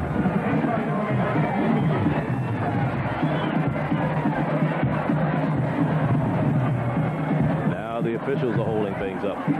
Let's give them a flag. Referee Jimmy Askew was all the way down in the end zone. He has to make a 55-yard jaunt down to talk to the umpire.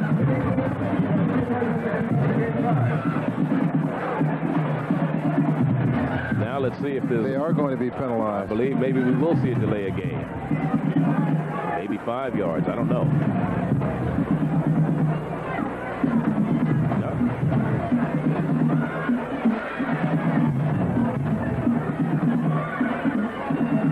Yes, sir.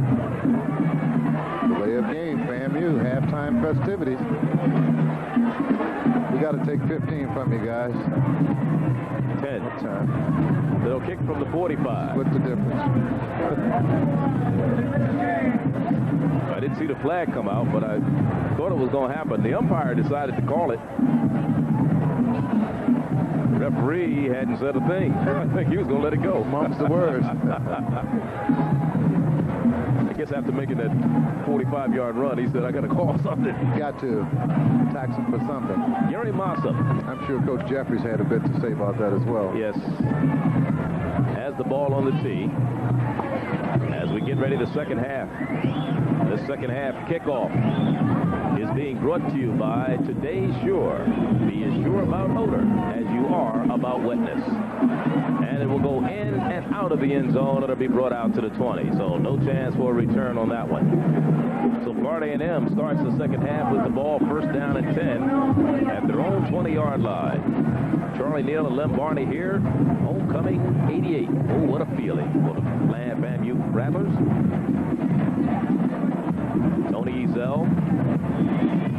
Florida A&M only one loss against Howard University. That was back in 1975. Last time they met was 83. That was the last time that Florida A&M had a winning season up until this one. Here's Gaynor on the first down, and he gets maybe a yard, and that's all. James Moore, one of the men on the stop defensively for Howard University.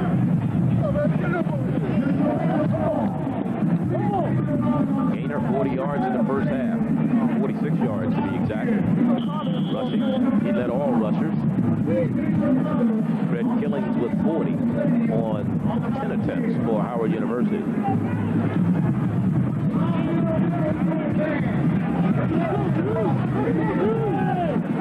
It is second down, 9.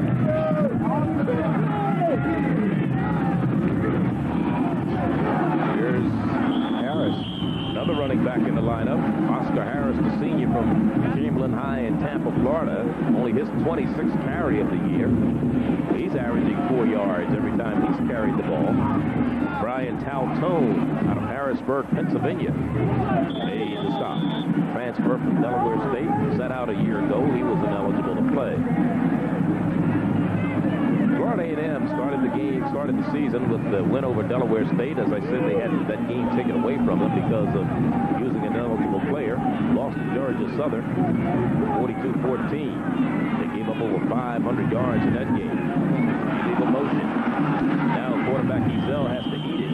Get some unnecessary pops. And Howard would decline the penalty because there wasn't much as far as yards gained on the play. It would bring up a 4th down situation. He may call it before the snap, which he's going to do, so they will get an extra attempt to complete the 3rd down necessary yardage. It was 3rd and 3. No, he's explaining the options. Okay. They may refuse this.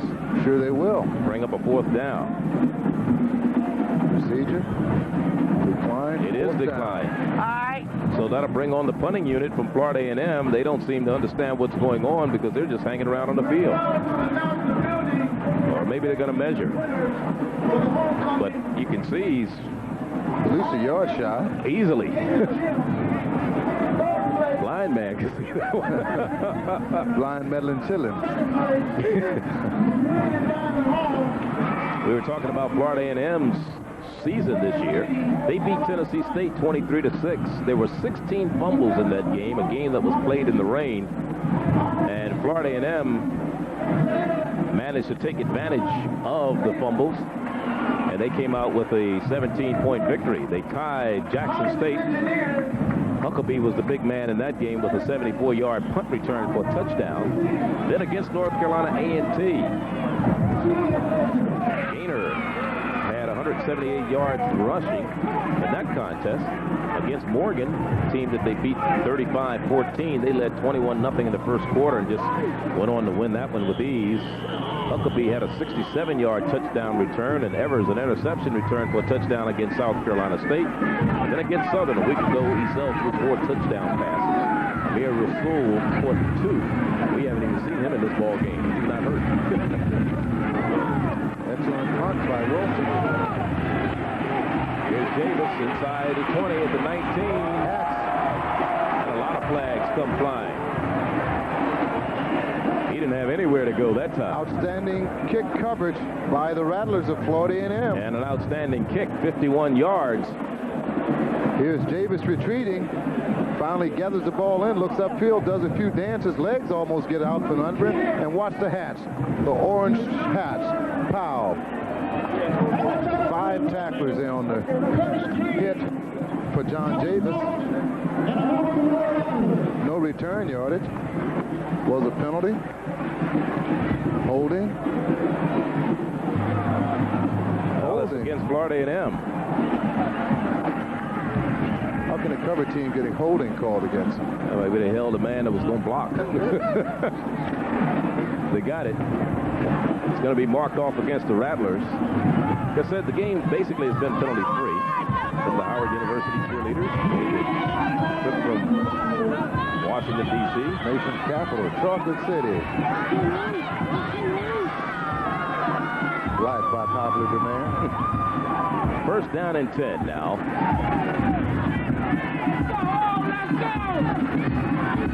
Ball at the 28-yard line. The ball pushes back. Killing. Get it. And maybe Florida A&M's ball. Let's see. It is. And the man who came up with it, number 95, defensively is Lamar Glover, the senior from Ocala, Florida. And that is his 3rd fumble recovery this year. Started out in a hole by a fine punt by Vaughn Wilson. penalty gives him 15 more yards upfield. Here it is, first play of the second half. It's a turnover.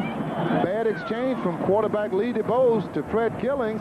Killings couldn't come up with the handle. Fine turnover. 16-yard line. And that is the third turnover by Howard today. An interception and 2 fumbles, and Florida A&M has been able to capitalize on the turnover so far. Well, they're in scoring territory again. Here's Gaynor trying to turn the corner. Still on his feet. 10, 5, out of bounds at the 1-yard line. He stepped out. Gaynor turned the corner and stepped out at the 1. They had the ball at the 16, a 15-yard run. It'll be first and goal, Florida A&M. What a determined run. Fine blocking out front. Harris is the lead blocker. Harris gets a man down. Here's the speed, the strength, and the quickness. And Gaynor almost gets it into the end zone right at the 1-yard line. It'll be first and goal. Good check time for the defense for Howard. The Rattlers are shaking. Howard University has only given up 7 rushing touchdowns coming into today's game. Florida A&M has scored 17 of its touchdowns on the ground. Second touchdown. And Ezel takes it in for the touchdown. His second touchdown of the day, his third rushing touchdown of the year. So Ezel has figured in the last 3 touchdowns by the Rattlers, a 28-yard run, a 22-yard pass to Gaynor, and then a 1-yard run. Here it is, to the right side of that offensive line, headed up by Jordan, Gordon, and Green. Ezel takes it into the end zone for a 1-yard plunge. And the extra point is up, and it is good. So 2 plays, they go 16 yards, and they convert the extra point, and they take a 28-17 lead. That's all it took. Coming down, Javis will pick it up at the 11. Trying to get inside and knocked down by one of his own men. Trying to block as he gets it out to the 26-yard line.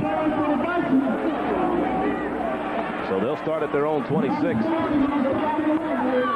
The last 3 possessions, Howard ended in a fumble, a 42-yard field goal attempt that was no good, and a fumble. Marcus Boston on the stop. I'll tell you what, Davis was just getting about to gin it right through a hole that was open. He may still be running had he not been bumped inadvertently by his own man. 12:52 left, third quarter. And here's Killings in the open field this time. Has some running room. First down and out of bounds at the 41-yard line. So Fred Killings run out of bounds by Ken Johnson. Picks up a first down. And now Howard starting to move. Does it with ease and effectiveness. Here it is. Misdirection starts one way. He veers it back to the opposite side of the field. Nice gate. Finally went out of bounds by Johnson after a nice game.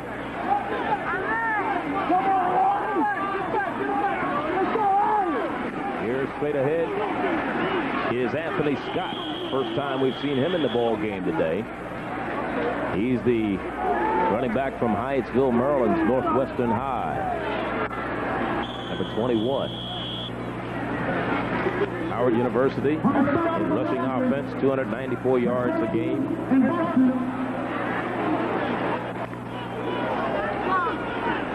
It is second down. We'll call it 8. 12:15 left, third quarter. Option for the Bows. He cuts it back in, pitches back. And here's Killings being ridden down from behind finally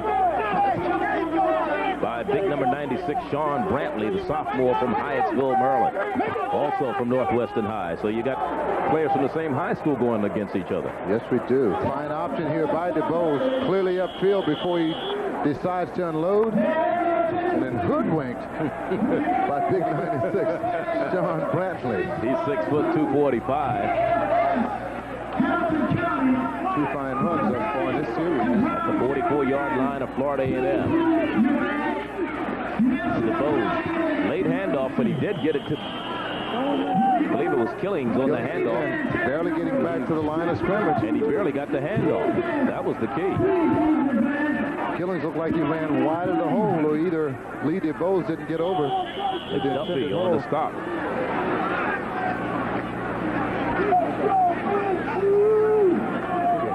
I'd still call it 7 and 10. 11:15 that third quarter.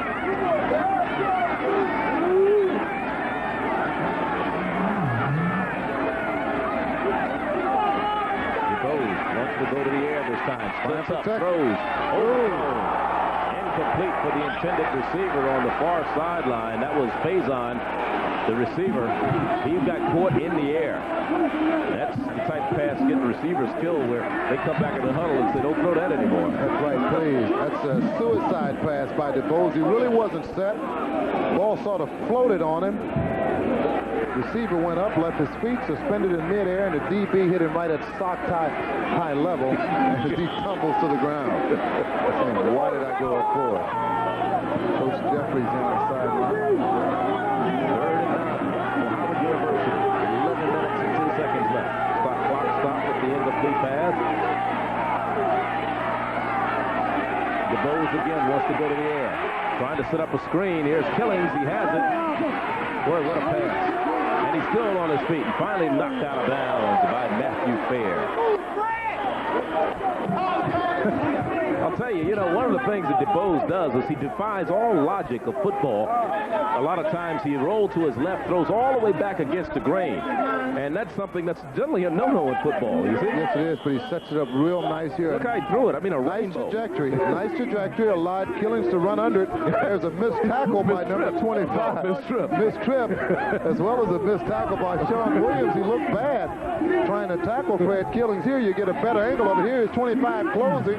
Watch. Oops, oh. I think it's funny. It goes funny. Ooh, sandwich time. Trio of hats for James Carpenter. 93, Darrell Davis in there. Also 93, McDuffie. See who else came in there to make the stop. The 57 had a hat in there as well.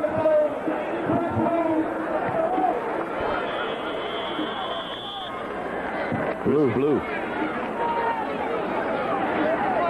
Trio of tacklers there. Good close. Ball from about 3 yards. Second and 13. At the 33. Yeah, ooh la la. Jimmy Johnson's on this side. The ooh la la dances from Howard University. He's a pretty good fumble. He fumbled the ball. Let's see. Florida A&M Rattlers defensively look like they recover. Yes. There he is, leading interceptor for the Rattlers. Matt Fair coming up with it. Here it is. Carpenter. Delayed draw to Carpenter. Good blocking at the point of attack. Ball stripped, however. Prior to him hitting the ground by one of those outstanding linebackers. Matt Fair, 6'1", 200-pound defensive back. So they move from their own 26 down to the Florida A&M 27, and they fumble. Fourth turnover. Or I see, maybe not. Maybe not. Third down. Maybe not. Third down. No, they didn't fumble. To get back on the field. They didn't fumble. I saw DeBose going back out there. Maybe they ruled he was down. His knee was down when the ball came out. I'd like to see that one again, but anyway. 9:52 left third quarter. DeBose wants to throw it. Does. Lambeck has it. And he's sandwiched. Fourth down. He's short of a first down. Chris Blue, along with William Evers, on the stop defensively for the Rattlers. Chaz Lambeck, number 7. Boy, he's lucky to be getting up. Yeah, he's getting up very gingerly as well. He's running to the sideline holding himself. Rattlers been popping today.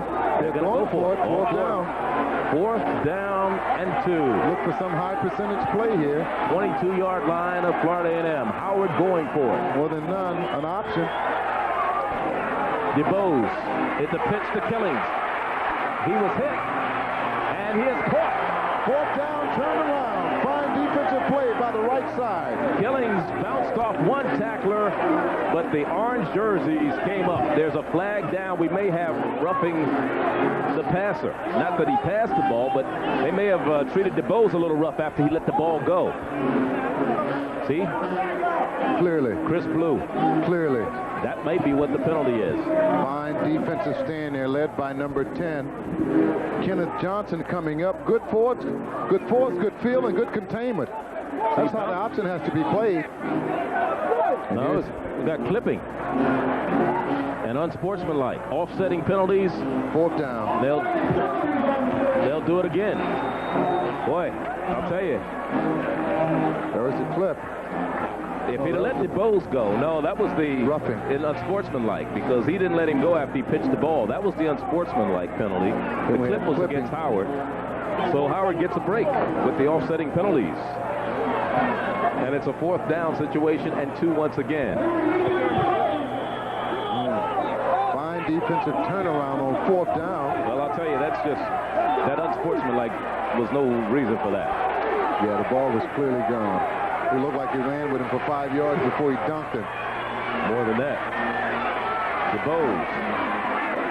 Killings. 1st down. Gets the 1st down inside the 20 to about the 18-yard line. So they keep the drive alive with 8:41 left here. Basic handoff. Good blocking here at the point of attack for Fred Killings. LaVere running. Gets about 5. He only needed 2. 1st down, ball inside the 20, mark it to 18.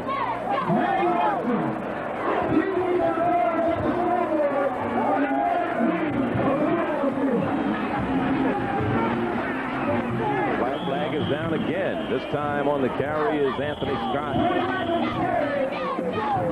Or is that Tony Mack? 31, rather. And 21. McDuffie made the stop. Let's see what the penalty marker is all about. Here's number 31, the lead man in the I formation. Florida A&M lined up off sides in the neutral zone. Compact Mac. Here they take the penalty. Where they'll have 1st and 5. Take it from the line of scrimmage.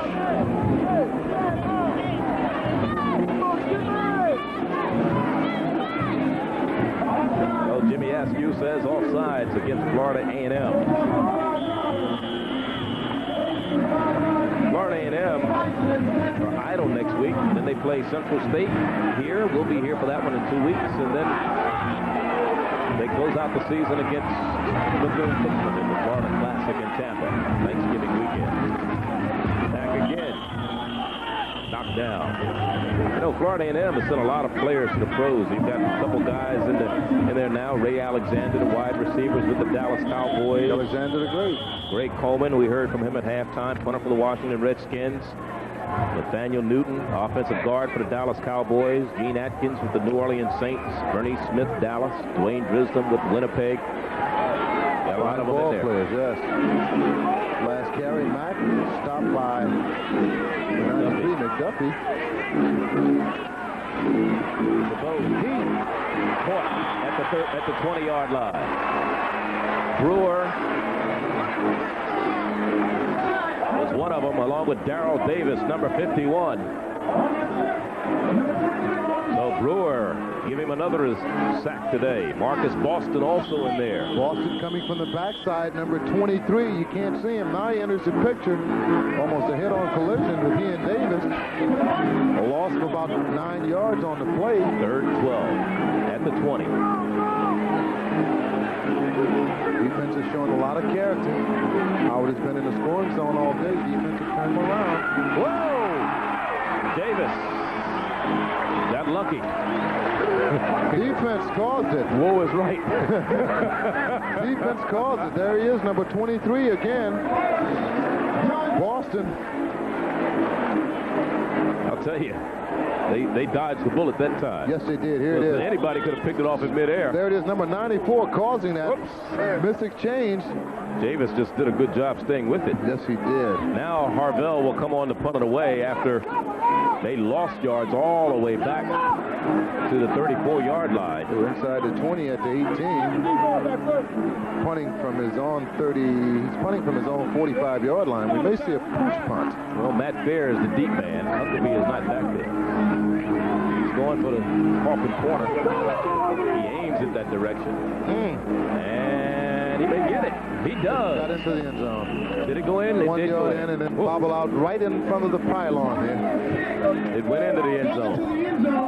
Boy, very close. Doing the job, but Harvell does that quite a bit. as far as putting him inside the 20. Done that 4 times this year. As you look at John Harvell out of Newport News, Mitchville High, Newport News, Virginia. Florida A&M, 1st and 10 at their own 20 with 5:40 left here, 3rd quarter. Their 4th possession of the 2nd half.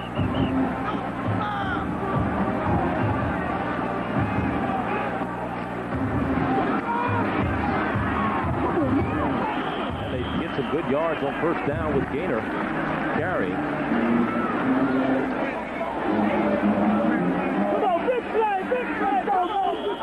It'll be 2nd and 1 after a gain of 9 on that play. Eric Gaynor. It's been a workhorse for him today offensively. Plant City High, Plant City, Florida. He's a senior. He's had an 82-yard touchdown run this year, so he can get up and gallop. So he can. Option employed here. Here's Ezell keeping it. And they don't look for him to run too much, and he picks up a good chunk of real estate all the way out to the 43, 44-yard line, and a 1st down for the Rattlers. 15 yards on that carry. McGill, Tulane High in Mobile, Alabama. He's figured quite effectively in this offensive thrust thus far in the ball game, as you mentioned. Scoring a pair of touchdowns and passing for another. Here's the option. Pulls it out of the stomach of Harris, the up back. Decides to keep it himself and gains a nifty 15 yards on the jaunt. Redshirt freshman. He was a Naval Academy candidate.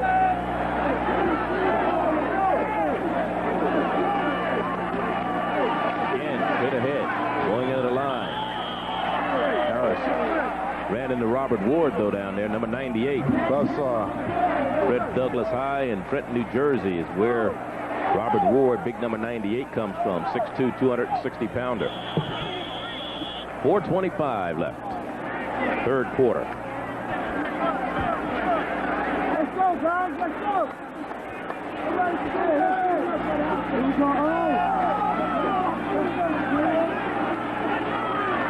Second down at 8. Gaynor again, trying to come to the near side. The flag is down on the far side. Another flag. And there's a man injured for Howard University. It's going to be a little slow getting up.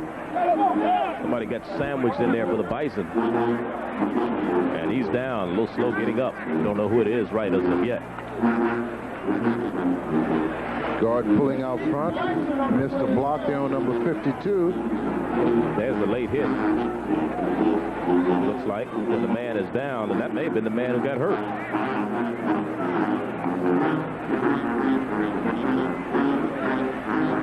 That's what it is. Offsides and a personal foul. David Stewart was the man who the blocker number 67 missed on his pull. Now they just threw a flag, maybe an unsportsmanlike against Florida A&M being called now. But we'll be back. 4 minutes and 1 second remaining here in the 3rd quarter. 58 or either 59, Graves or Jones.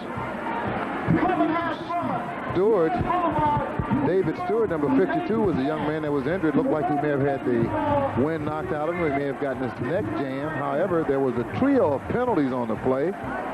Late hit, offside, and then an unsportsmanlike conduct. So now the officials... They'll mark the penalty, but then they'll mark it back, and it'll still be 1st down, but it'll be 1st and probably 25. There's a penalty situation. Howard 2 for 15. Florida A&M 4 for 40. Unsportsmanlike.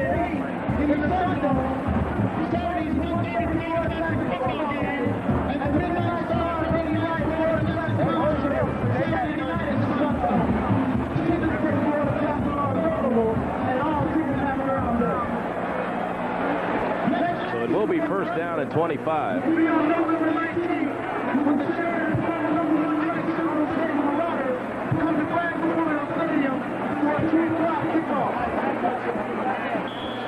So the ball is spotted back at the 49-yard line of Howard University, but the clock is running.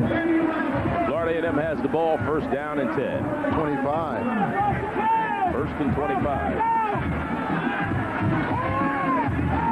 Ezell, throws Gaynor, who was open in the middle underneath. Huckabee was way downfield on a streak pattern on the far right side.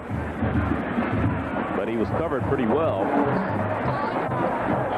And he tried to dump it off the gainer underneath. Going to be 2nd and 25. Well, let him in the open field, and he's going to have something doing. No question about that. He's an exciting runner. See what happens when he does hold on to the ball. Normally scores touchdown. Huckabee on the far side. Double teamed by Anthony Davis and Robert Hancock over there. Here's Gainer trying to get a sweep going as a blocker. But not much doing that time. And a man in front of him. That was Robert Frost, who pulled the guard, number 66. But the Howard defense did a good job of stringing it out and not letting him turn the corner. So to bring up a 3rd down. About 23. The convoy of blockers out front. Frost 66, Strong 67, and Gordon 68. And again, a fine defensive play by the left side defensively for Howard. Good force, good field, good containment. As a result, about 2 yards on the gap. 21-17 was our halftime score. Only one score in the second half. That was a 1-yard run by Ezel, who's back to pass Huckabee. now. Huckabee is there, overthrown, and he pays the price. He is really hit down there by Anthony Davis.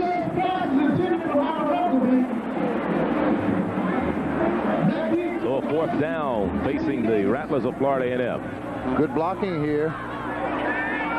There's Huckabee. Little turn out to the outside. Boom. Davis comes up for the close. Incompleted forward pass. Bring up a 4th down punting situation. 3rd time that they've punted in this second half. Vaughn Wilson on to do the punting. John Javis, the deep man. That's what he's done so far in the ball game. And he's aiming it away from Javis. Smart. It goes out of bounds at the 12-yard line. We'll be back. 28-17 is the score. 28-17, 2:46 left 3rd quarter. Charlie Neal and Lem Barney, glad you could join us for this homecoming 88 for Florida A&M. Howard with the ball, 1st and 10 at their own 17-yard line. DeBose is calling the signal, switches his backs around. He hands off to Scott. Straight ahead.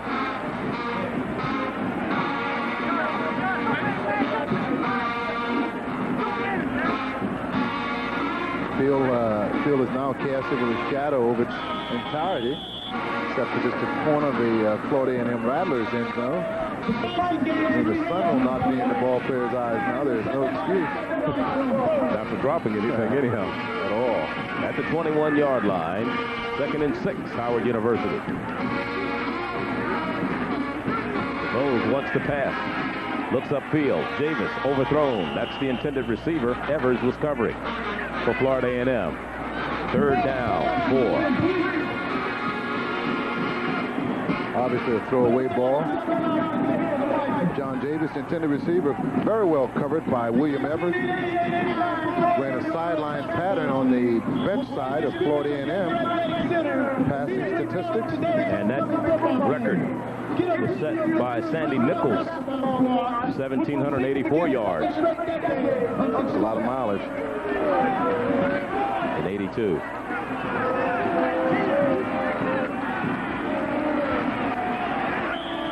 Down on the field.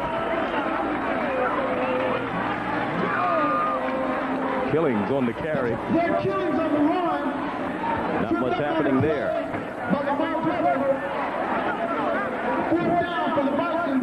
So to bring up a punting situation once again, Arvell will come on to punt it. Huckabee will have a chance to show his wherewithal. And he has it, and there he goes down the sideline. Cuts back in the middle of the field. Could be trouble. And he cuts back again. Trouble. Gets a good block. He may go. Anthony Davis chasing him and catches him at the 5.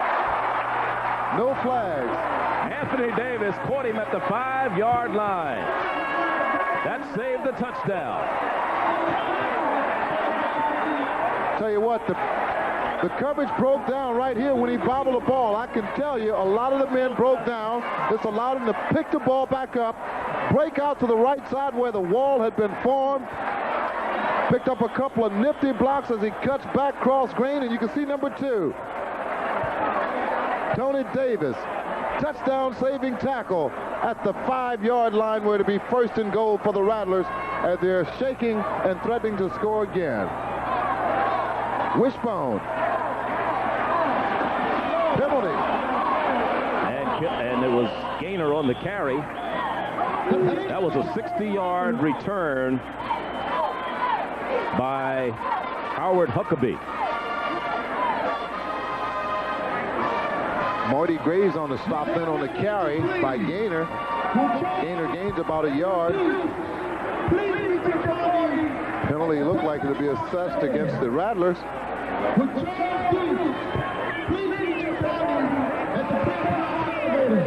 Ken Riley with his legs crossed, arms folded, cool, calm, relaxed. Minute, 16 seconds to play in this third quarter. Rattlers on top, 28-17 if you're just joining us. Couple finals and Virginia Union trounced South Carolina State 29-6. And Winston-Salem spoiled Bowie's perfect season with a 15-14 win, and that came late. As I understand, Bowie was leading 14-0 in that game. I believe it depends on what North Carolina Central does today, whether who goes to the CIAA championship. Good first down. And not much doing there as Gaynor went straight ahead. Penalty obviously may have been against the Rattlers, against the Bisons. That was a 2nd and 5, or 2nd and goal at the 5.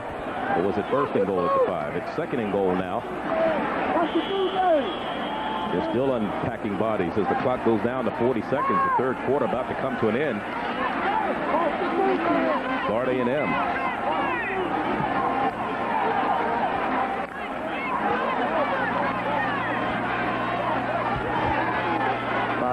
James. Ezel trying to turn the corner. Will not get it. Nothing doing. Loses yards. Loses back to the 9. Or make it the 4, rather. He did lose a yard on the play. Talton. Graves on the stop as we see it again. An intended bootleg. Roll out all the way. Marty Graves coming up, putting a hat on the ball carrier. Ezel. Well, that's going to be the end of the third quarter. University. Full house backfield. Ezel has him set. Rolls, and he's almost trapped in the backfield, still on his feet, but he is hit at the 2-yard line.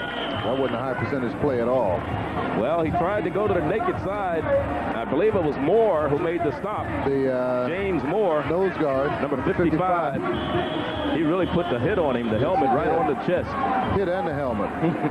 So, Vertuno on to attempt the field goal. It'll be a 21-yard field goal attempt. And he's trying to increase the lead to 14 points. I thought the Rattlers would go with a high percentage play and throw a little flat pass out to the left sideline. Still to hold. The kick is up. Counted. And it is good. So, after the long kickoff return, or punt return by Huckabee, we get a 21-yard field goal by Vertuno. And it's 31-17. Each week at this time, we present our Toyota Leadership Award winners. And our Toyota Leadership Award winner for Howard University is Jimmy Johnson. Jimmy, a tight end on the team out of Augusta, Georgia, with a 2.8 grade point average in consumer studies. And for Florida A&M, it's the center, Anthony Jameson, who has a 3.1 grade point average in business administration, co-captain of the team, 4-year starter, Dean's List last 2 years, presidential scholar 84-88, Team Scholastic Award 85, member of the Masonic Fraternity, Marketing Club, and the Silver Star Scholar. Congratulations to both of those gentlemen for being our Toyota Leadership Award winners for today's game, and in their name to their respective schools goes a $1,000 scholarship to the school's General Scholarship Fund. Congratulations, gentlemen. Jameson almost looked like a baby Rick Mahorn there. In the fourth quarter, that's how it happened. Here's Javis from the 9. He's going to try to get to the 20. Penalty. I thought he was going to try to get outside and put some yardage on the board. But we got a flag down.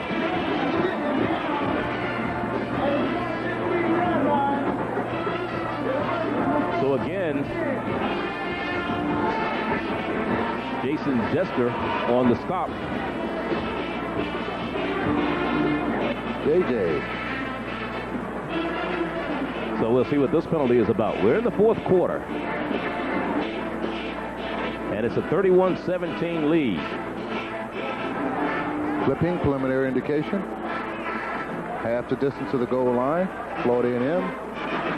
Howard has been averaging 35 points a game. Here's the clip number 58. Howard has lost games when they've been held under 30 points. Well, and they're right down at 17 right now.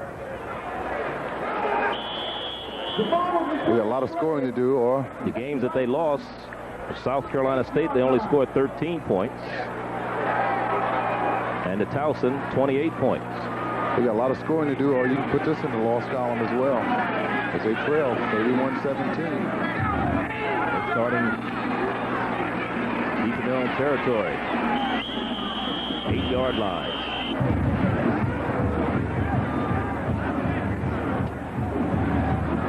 Red Killens on the carry that time. Out across the 10 to the 11, a gain of 3. It'll be 2nd down and 8. Wentford Hudson on the stop defensively for the Rattlers of Florida A&M. Delaware State final over North Carolina A&T. Howard will play Delaware State in a couple of weeks in Washington, D.C. They play Morgan next week. So they're also in the lineup too. Almost intercepted by Fair as the ball was intended for Derek Faison. Also covering Lowell Crawford defensively. A connection worked earlier in the first quarter. Fair's a big, good-looking D-back, isn't he? Yes, he is. 205. Yes, he is. Senior from DeLand. High-pro prospect. Second team all-conference a year ago. You look at Lee DeBose, leading candidate for Offensive Player of the Year in the MEAC. The team has won 26 of the 35 games in which he started. Another score there. Morgan over Elizabeth City, 21-zip. DeBose, a flag is down. In trouble. Another sack. And he's down by Keith Austin, number 48.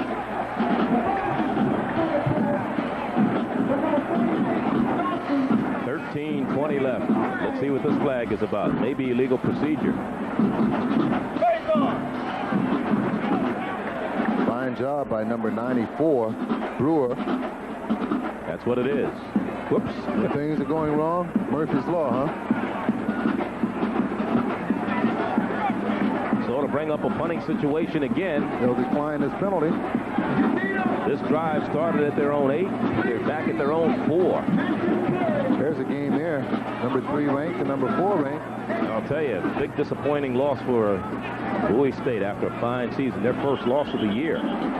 They had Winston-Salem 14-0, I understand. And they came back on them. Harvell standing deep in his own end zone. We may see them go after this one. It's a high snap. Boy, he did a good job of getting it away because he was a left-footed kicker. That helped him. Here's Huckabee trying to get down the left side. Still on his feet. It's a good block. Cuts back. 10-5. Flag is down. But there's a flag down at the 3. Let's see. Flag back upfield around the 33-yard line as well. I'm sure there'll be clipping or blocking below the waist against Florida A&M. What an outstanding run by. I'll tell you, it's all started with an outstanding punt by Harvell.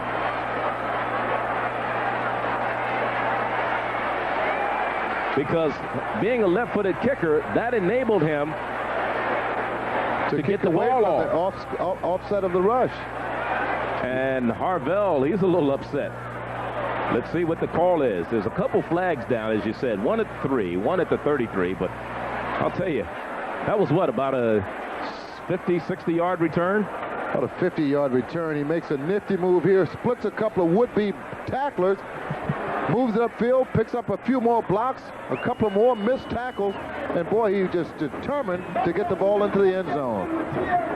5th touchdown by way of punt return this season for Huckabee, but that won't be called back. That would break a record if it stands. There's a lot of conferring going on. Well, let's see what happened. Harvell, first of all, high snap. High snap. Did a good job of bringing it down. Of holding it. Because if he'd have been a right-footed kicker, that would have been blocked. Yes. So that helped. And then Huckabee fields it in midfield. It was a 44-yard punt. And watch the job he does. I mean, he doesn't have any blockers over there. At all. Just a fine run by himself. Now he picks up a few valuable blocks, a couple more missed tackles, and just... There's a face mask. Maybe that was what... No, that was at the end zone, wasn't it? Yeah, that may be the one at the 3-yard line, however. Let me see. They haven't told us yet what it's all about. We're still waiting for Jimmy Askew and his crew to sort it all out for us. Here's the call now. Personal foul. Howard University. Delay.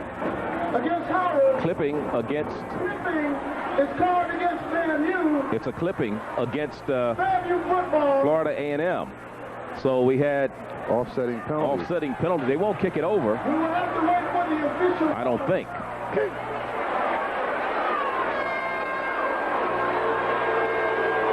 They will get the ball. It will not be a touchdown, but I believe Florida A&M will get the ball offensively. Fans show their displeasure in the call by the official. Well, that would have been, like I said, that would have been a record by Huckabee had that gone for a touchdown. He needed one kick return for a touchdown to tie an NCAA record for combined kickoff return or punts return for touchdowns. But it's going to be Florida A&M's ball. So it turned out to be a 44-yard punt and a 17-yard return. But it's placed actually at the 48-yard line. This whole thing goes against Florida A&M the way the officials have marked it off. Howard 48. Third time this half they started in Howard territory. And they're keeping the ball on the ground, as they rightly probably should right now, with DeMay running the ball that time. New personnel in the ball game. 12:43, clock running down.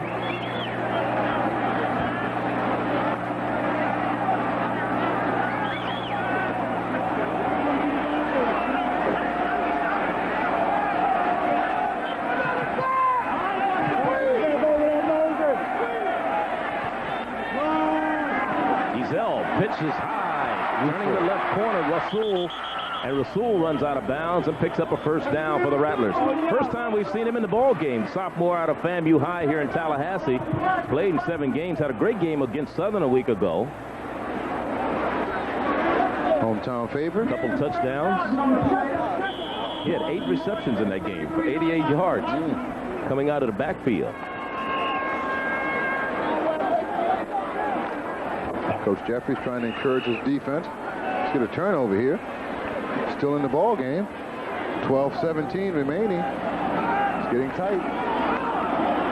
Here's the school again, trying to come to this side. Not much doing. Gain of about 2 yards. Good field, good force on the right side. Led by number 26. Vanhouse. I'm Charlie Neal, play-by-play announcer for BET Sports. You know, the Voting Rights Act of 1965 made it mandatory that blacks be given the right to vote. Now, this Tuesday, we urge you to take advantage of that right and vote for the candidate of your choice on November 8th. See you at the polls. 11:35 left in this one. Howard trailing by 2 touchdowns. Ezel stands in there, throws a fade, incomplete. Far sideline, Greg Jefferson, the intended receiver. Van Horst covering for Howard.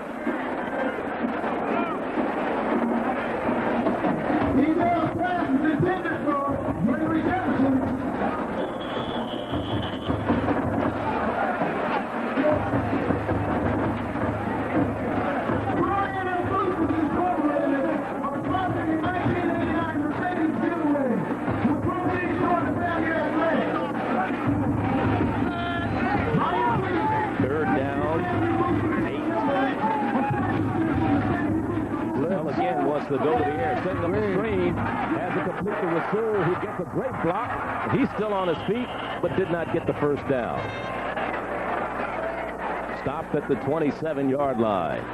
He got a great block on the far side. One of the offensive linemen peeled back and just leveled somebody. David Westbrook. Westbrook was a hit E. Let's see. Here he is pursuing the play. Boom. Good field by Robert block. Frost, the guard. Fine open field tackle by the linebacker, Robinson, on Rasul as he comes up about 3.5 yards shy of the first down marker. Florida A&M is going for it, 4th down. 4th and 4. First down. Complete. And I believe they have the first down. LeMay on the reception. Miss Florida A&M, 1988. And her court. Hi, Mom. Boy, they gambled. It paid off. His play here. Out in the left flats. No pressure virtually at all placed on Ezell. The effort by LeMay. He was stopped by Robert Hancock, but the second effort got him the first down. So it's 1st and 10 at the 23-yard line of Howard University for the Rattlers. Under 11 minutes rather to play. 10:50. Clock continues to run, which is in your favor, Charlie. Right. There's about 2 minutes to go, I would say. Yes. Too many things are going to happen between now and the end of this game. Play foiled by number 98, Robert Ward. He crashes through the would-be blockers and stopped Rasul for a 2.5-yard loss to bring up 2nd down at about 12. Ball at the 25-yard line.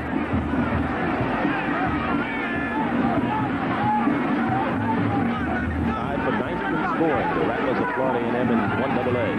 5th in the conference. Total offense. And they throw and they have it complete on the near side, and breaking tackles is the tight end Troy Allen. And Troy Allen is out of bounds at the 7. And another first down. 1st and goal for the Rattlers. Just a little flat pass out to his tight end. Thomas Jones was the man who could not make the stop. Number 5. Finally run out of bounds by Marty Graves. Troy Allen. They've thrown a lot to their tight ends this year. 23 receptions coming into the game between the two tight ends, Curtis Green and Troy Allen. Timeout on the field. 27 sacks, Howard defense this year, but not so much so today. We'll be back.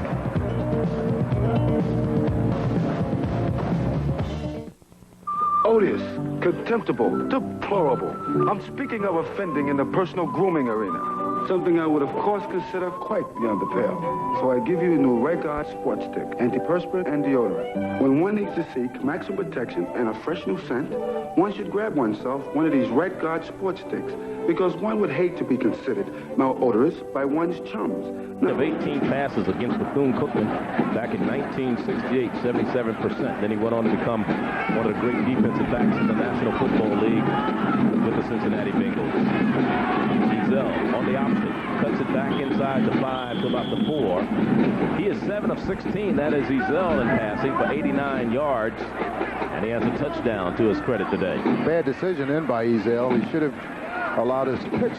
2 touchdowns, I believe, or 1. 2 touchdowns, both by way of running, 28-yard and then a 1-yard sneaker. And he threw 1. Yes, 3 touchdowns to his credit, but then he made a bad decision. I think he should have pitched to the up back and allowed the up back to challenge the defensive back. They're also trying to run some time off the clock, too. Which is in your favor. Gives off to LeMay to the 2, maybe to the 1. Stacy LeMay on the carry. And it'll bring up a 3rd down and goal. 3rd and goal from about the 2. That's where the ball is spotted.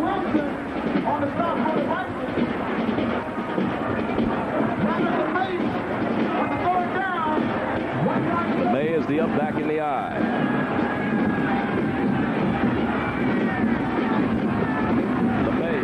No, Ezell keeps it. Dropped at the 1. Rasul was looking for the pitch. And rightfully he should have. And they give each other a little high five because Ezell saying, yeah, I should have given it to you. I think Ezell wants MVP award. 4th down and goal. They're going to go for it. They're going to call a timeout. timeout on the field. 8:17 remaining here in the fourth quarter. Another field goal this afternoon. This one will be from 18 yards out.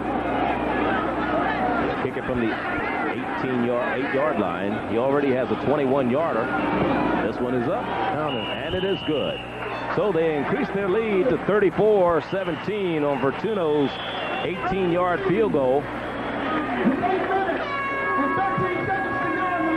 And there you see it, 34-17, a 17-point advantage by Florida A&M over Howard University. Of course, each week we present our Mobile Player of the Week, and let's take a look and see who our Mobile Player of the Week is right now.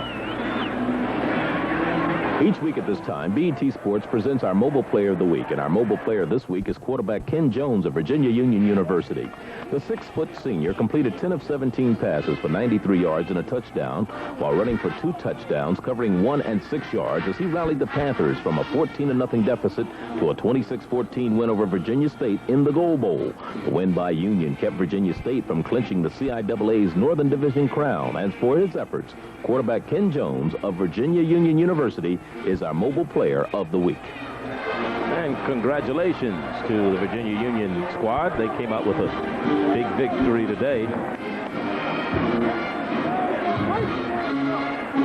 beating South Carolina State 29-6 as Vertuno kicks off.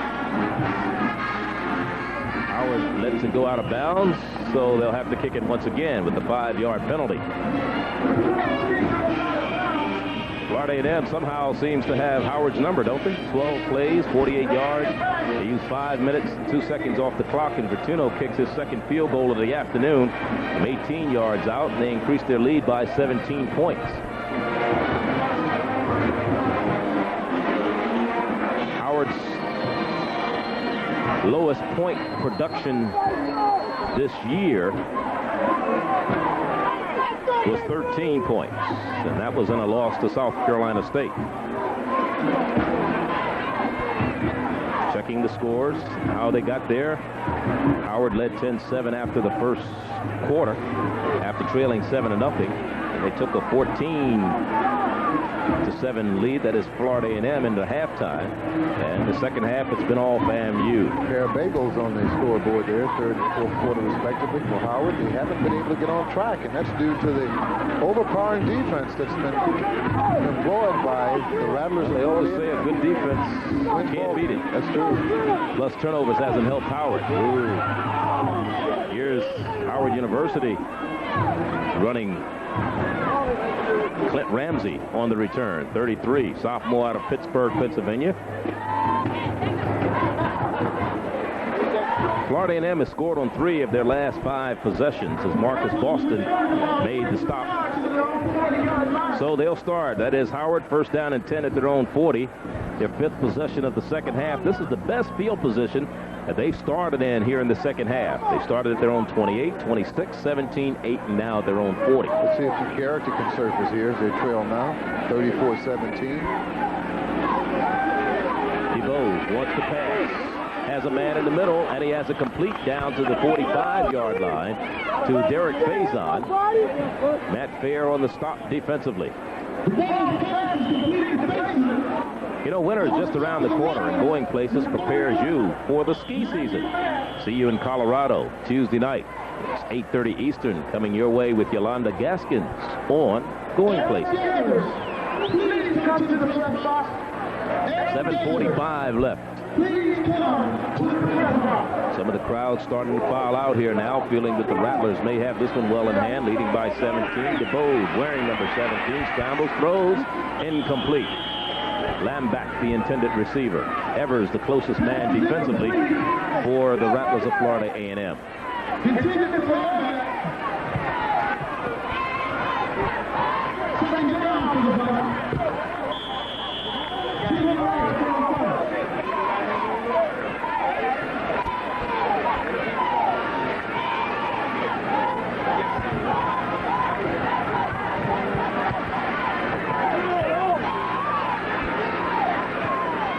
DeBose brings him back up to the line of scrimmage, facing the 2nd and 10 at his own at the 45-yard line of the Rattlers.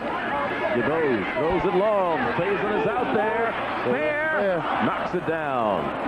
Matt Fair was looking for an interception. Trying to make it over the shoulder catch.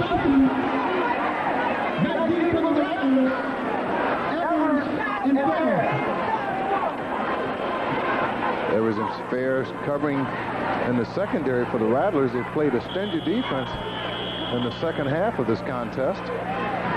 Today's attendance, 30,829. That breaks last year's a Bragg Stadium attendance record. It was set last year against Southern for homecoming with 27,000. They get another 3,000 in the stadium today. Always room for Jello. Old Jacks from Florida State made the difference in the crowd. Here's Killings in trouble and stopped at the 45, 46-yard line. It'll bring up a 4th down and a punting situation. So they started at the Howard 40, and they've lost yards back to the 46. I'm sure they'll go for it. I mean, at their own 40, and they're down to the Florida A&M 46. They have to, with time running off the clock. 4th and 10, maybe more than that. Just about 4th and 10. At the 45 of Florida A&M. DeVoe being chased. Throws. Overthrown. Carpenter, the intended receiver. Man who was applying the heat was Lamar Glover, number 95. So they turned the ball over on downs at the Florida A&M 45. The Bison have a player that's down at the 30-yard line. I can't see the number. Looks like he's holding his ankle or his knee. That's Faison. He's had some problems. He's a little slow getting up. He didn't start today's game because he had a couple of injuries. But he's come in and he's tried to do the job for Howard University. Coach Willie Jeffries.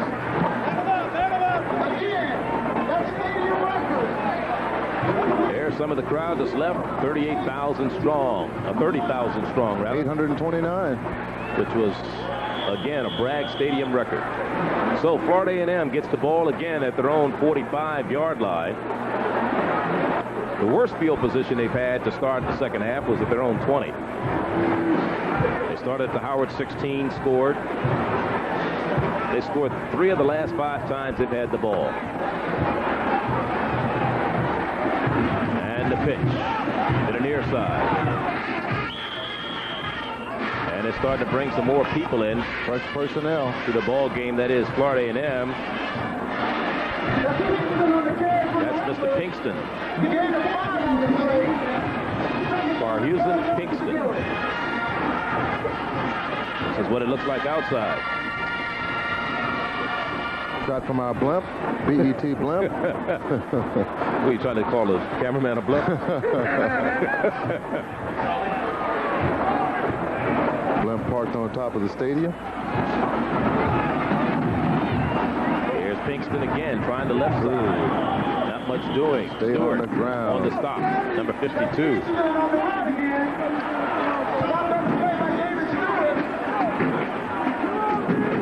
5:45 left.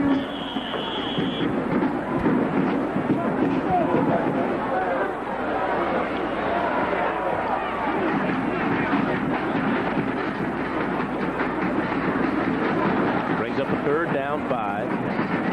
Well, no, it's longer than that. 3rd and about 8.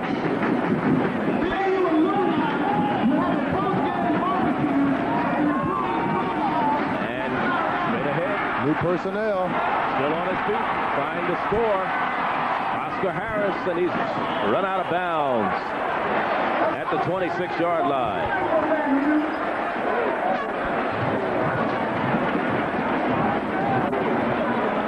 He's going to go back now and say, Coach, I told you I could do it. Fresh personnel being employed into the ball game now. Nifty run by Harris, who's been employed as a blocking back all day for Gaynor. Now gets his opportunity to carry the pigskin. Finally, Russell out of bounds by Austin. Different angle. Draw play. Good blocking at the point of attack. Big guy turns it on. 225. Senior out of Tampa.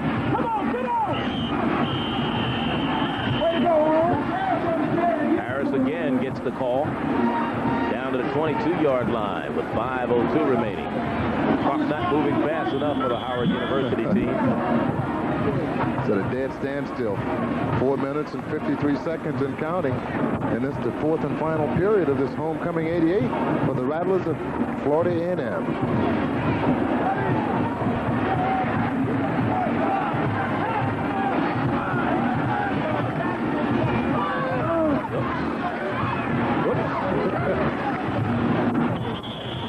Had a handful of air. That was Ron Wilson out of Port Chester, New York for Howard University. As Pinkston just trying to get back to the line of scrimmage.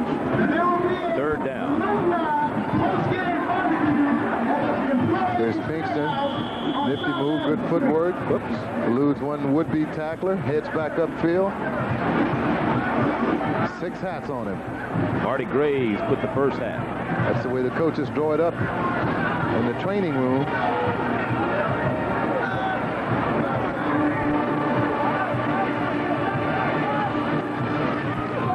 Reverse. Whoops. Trying to get outside of number 92, and here's Darian Robinson that won't let him get away. Reverse that was spoiled. Fine defensive play on the right side for Howard University. That's J.R. Reed, the football version. Who shot J.R.? Reverse slowly developing. Diesel throws a block, eludes another would-be tackler, tries to stutter step to no avail. Finally dropped down, way shy of the first down mark. It'll bring up a 4th down and about 12. J.R. is a sophomore out of Tampa.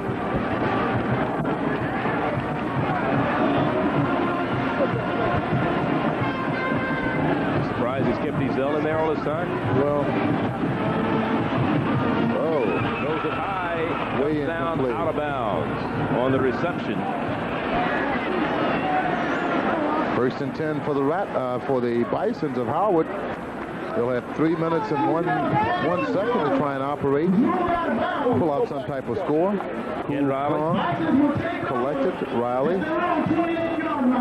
So they move from their own 45 to the Howard 28, and they turn it over on downs. But it's not as critical for them because they're leading in the ball game 34-17. 3 minutes and 1 second remaining.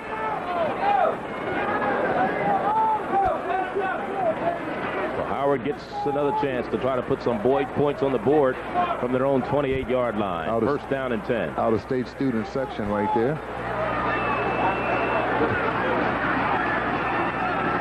DeBose. And he's looking for Jimmy Johnson. The flag is down and it's overthrown. Now they may have some kind of flag on that pass because the official that threw it was the man watching the two players down there, Jimmy Johnson and the man defending, who was Ken Johnson. Ineligible man downfield. That's probably what happened against Howard. Somebody left the line of scrimmage that shouldn't have. One of the linemen. 2:54 remaining. How long do you think it'll take you to get out of here? About an hour.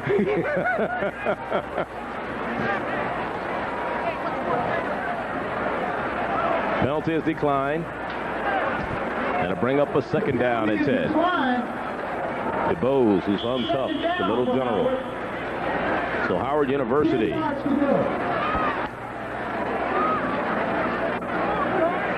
'86. Howard lost 3 games. They have 2 left. They were 8-3. They're 6-3 after today.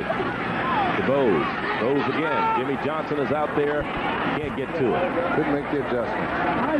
Outside pattern. Ball thrown inside. Away from coverage. Fine coverage. Bring up a 3rd down and 10. 2:47 remaining. This fellow seems to be tired. Jimmy Johnson, he's run 2 takeoff patterns. A bit winded, I'd imagine. It's always a sign of windedness.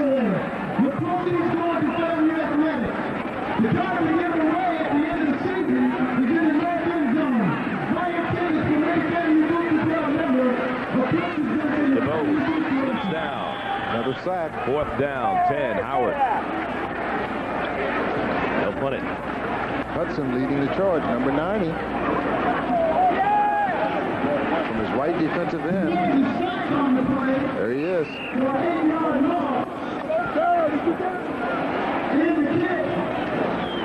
So Huckabee, he's still going to try to get one before it's over with. He still can break the record. Great punt by Harvell. He'll pick it up, but he's out of bounds in front of his own bench.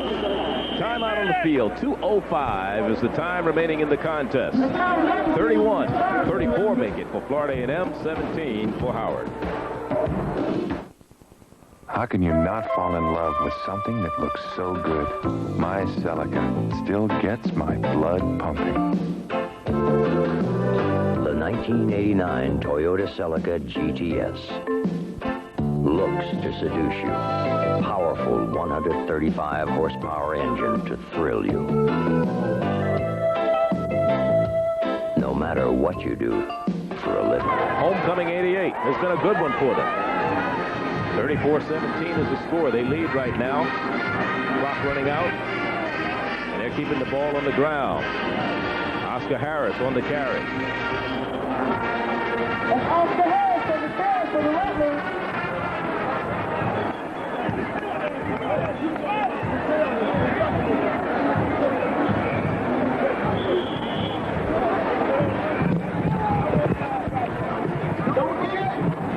Push P. No, Austin P. That was who. Austin P, yeah. At midfield. This is Pinkston. Down to the 40-yard line. And a first down for Florida A&M. I'd like to thank a lot of people who made our job a little easier today. First of all, the athletic director, Dr. Reed, sports information director, Al Hollins, President Humphreys of Florida A&M, of course, Ed. Great job by Ed.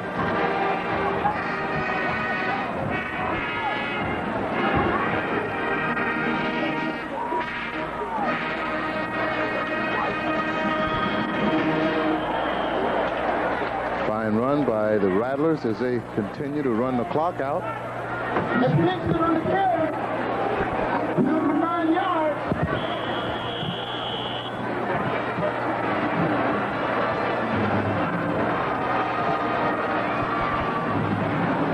Ed Hill and his staff from Howard University, sports information director, along with Bill Moultrie, the athletic director, and all of our people here, technicians, camera crew, tape operators, sound engineers, statisticians, stage managers, font operators, associate producers, Coca-Cola deliverers, everybody. We're down to 5 seconds, and this one's over.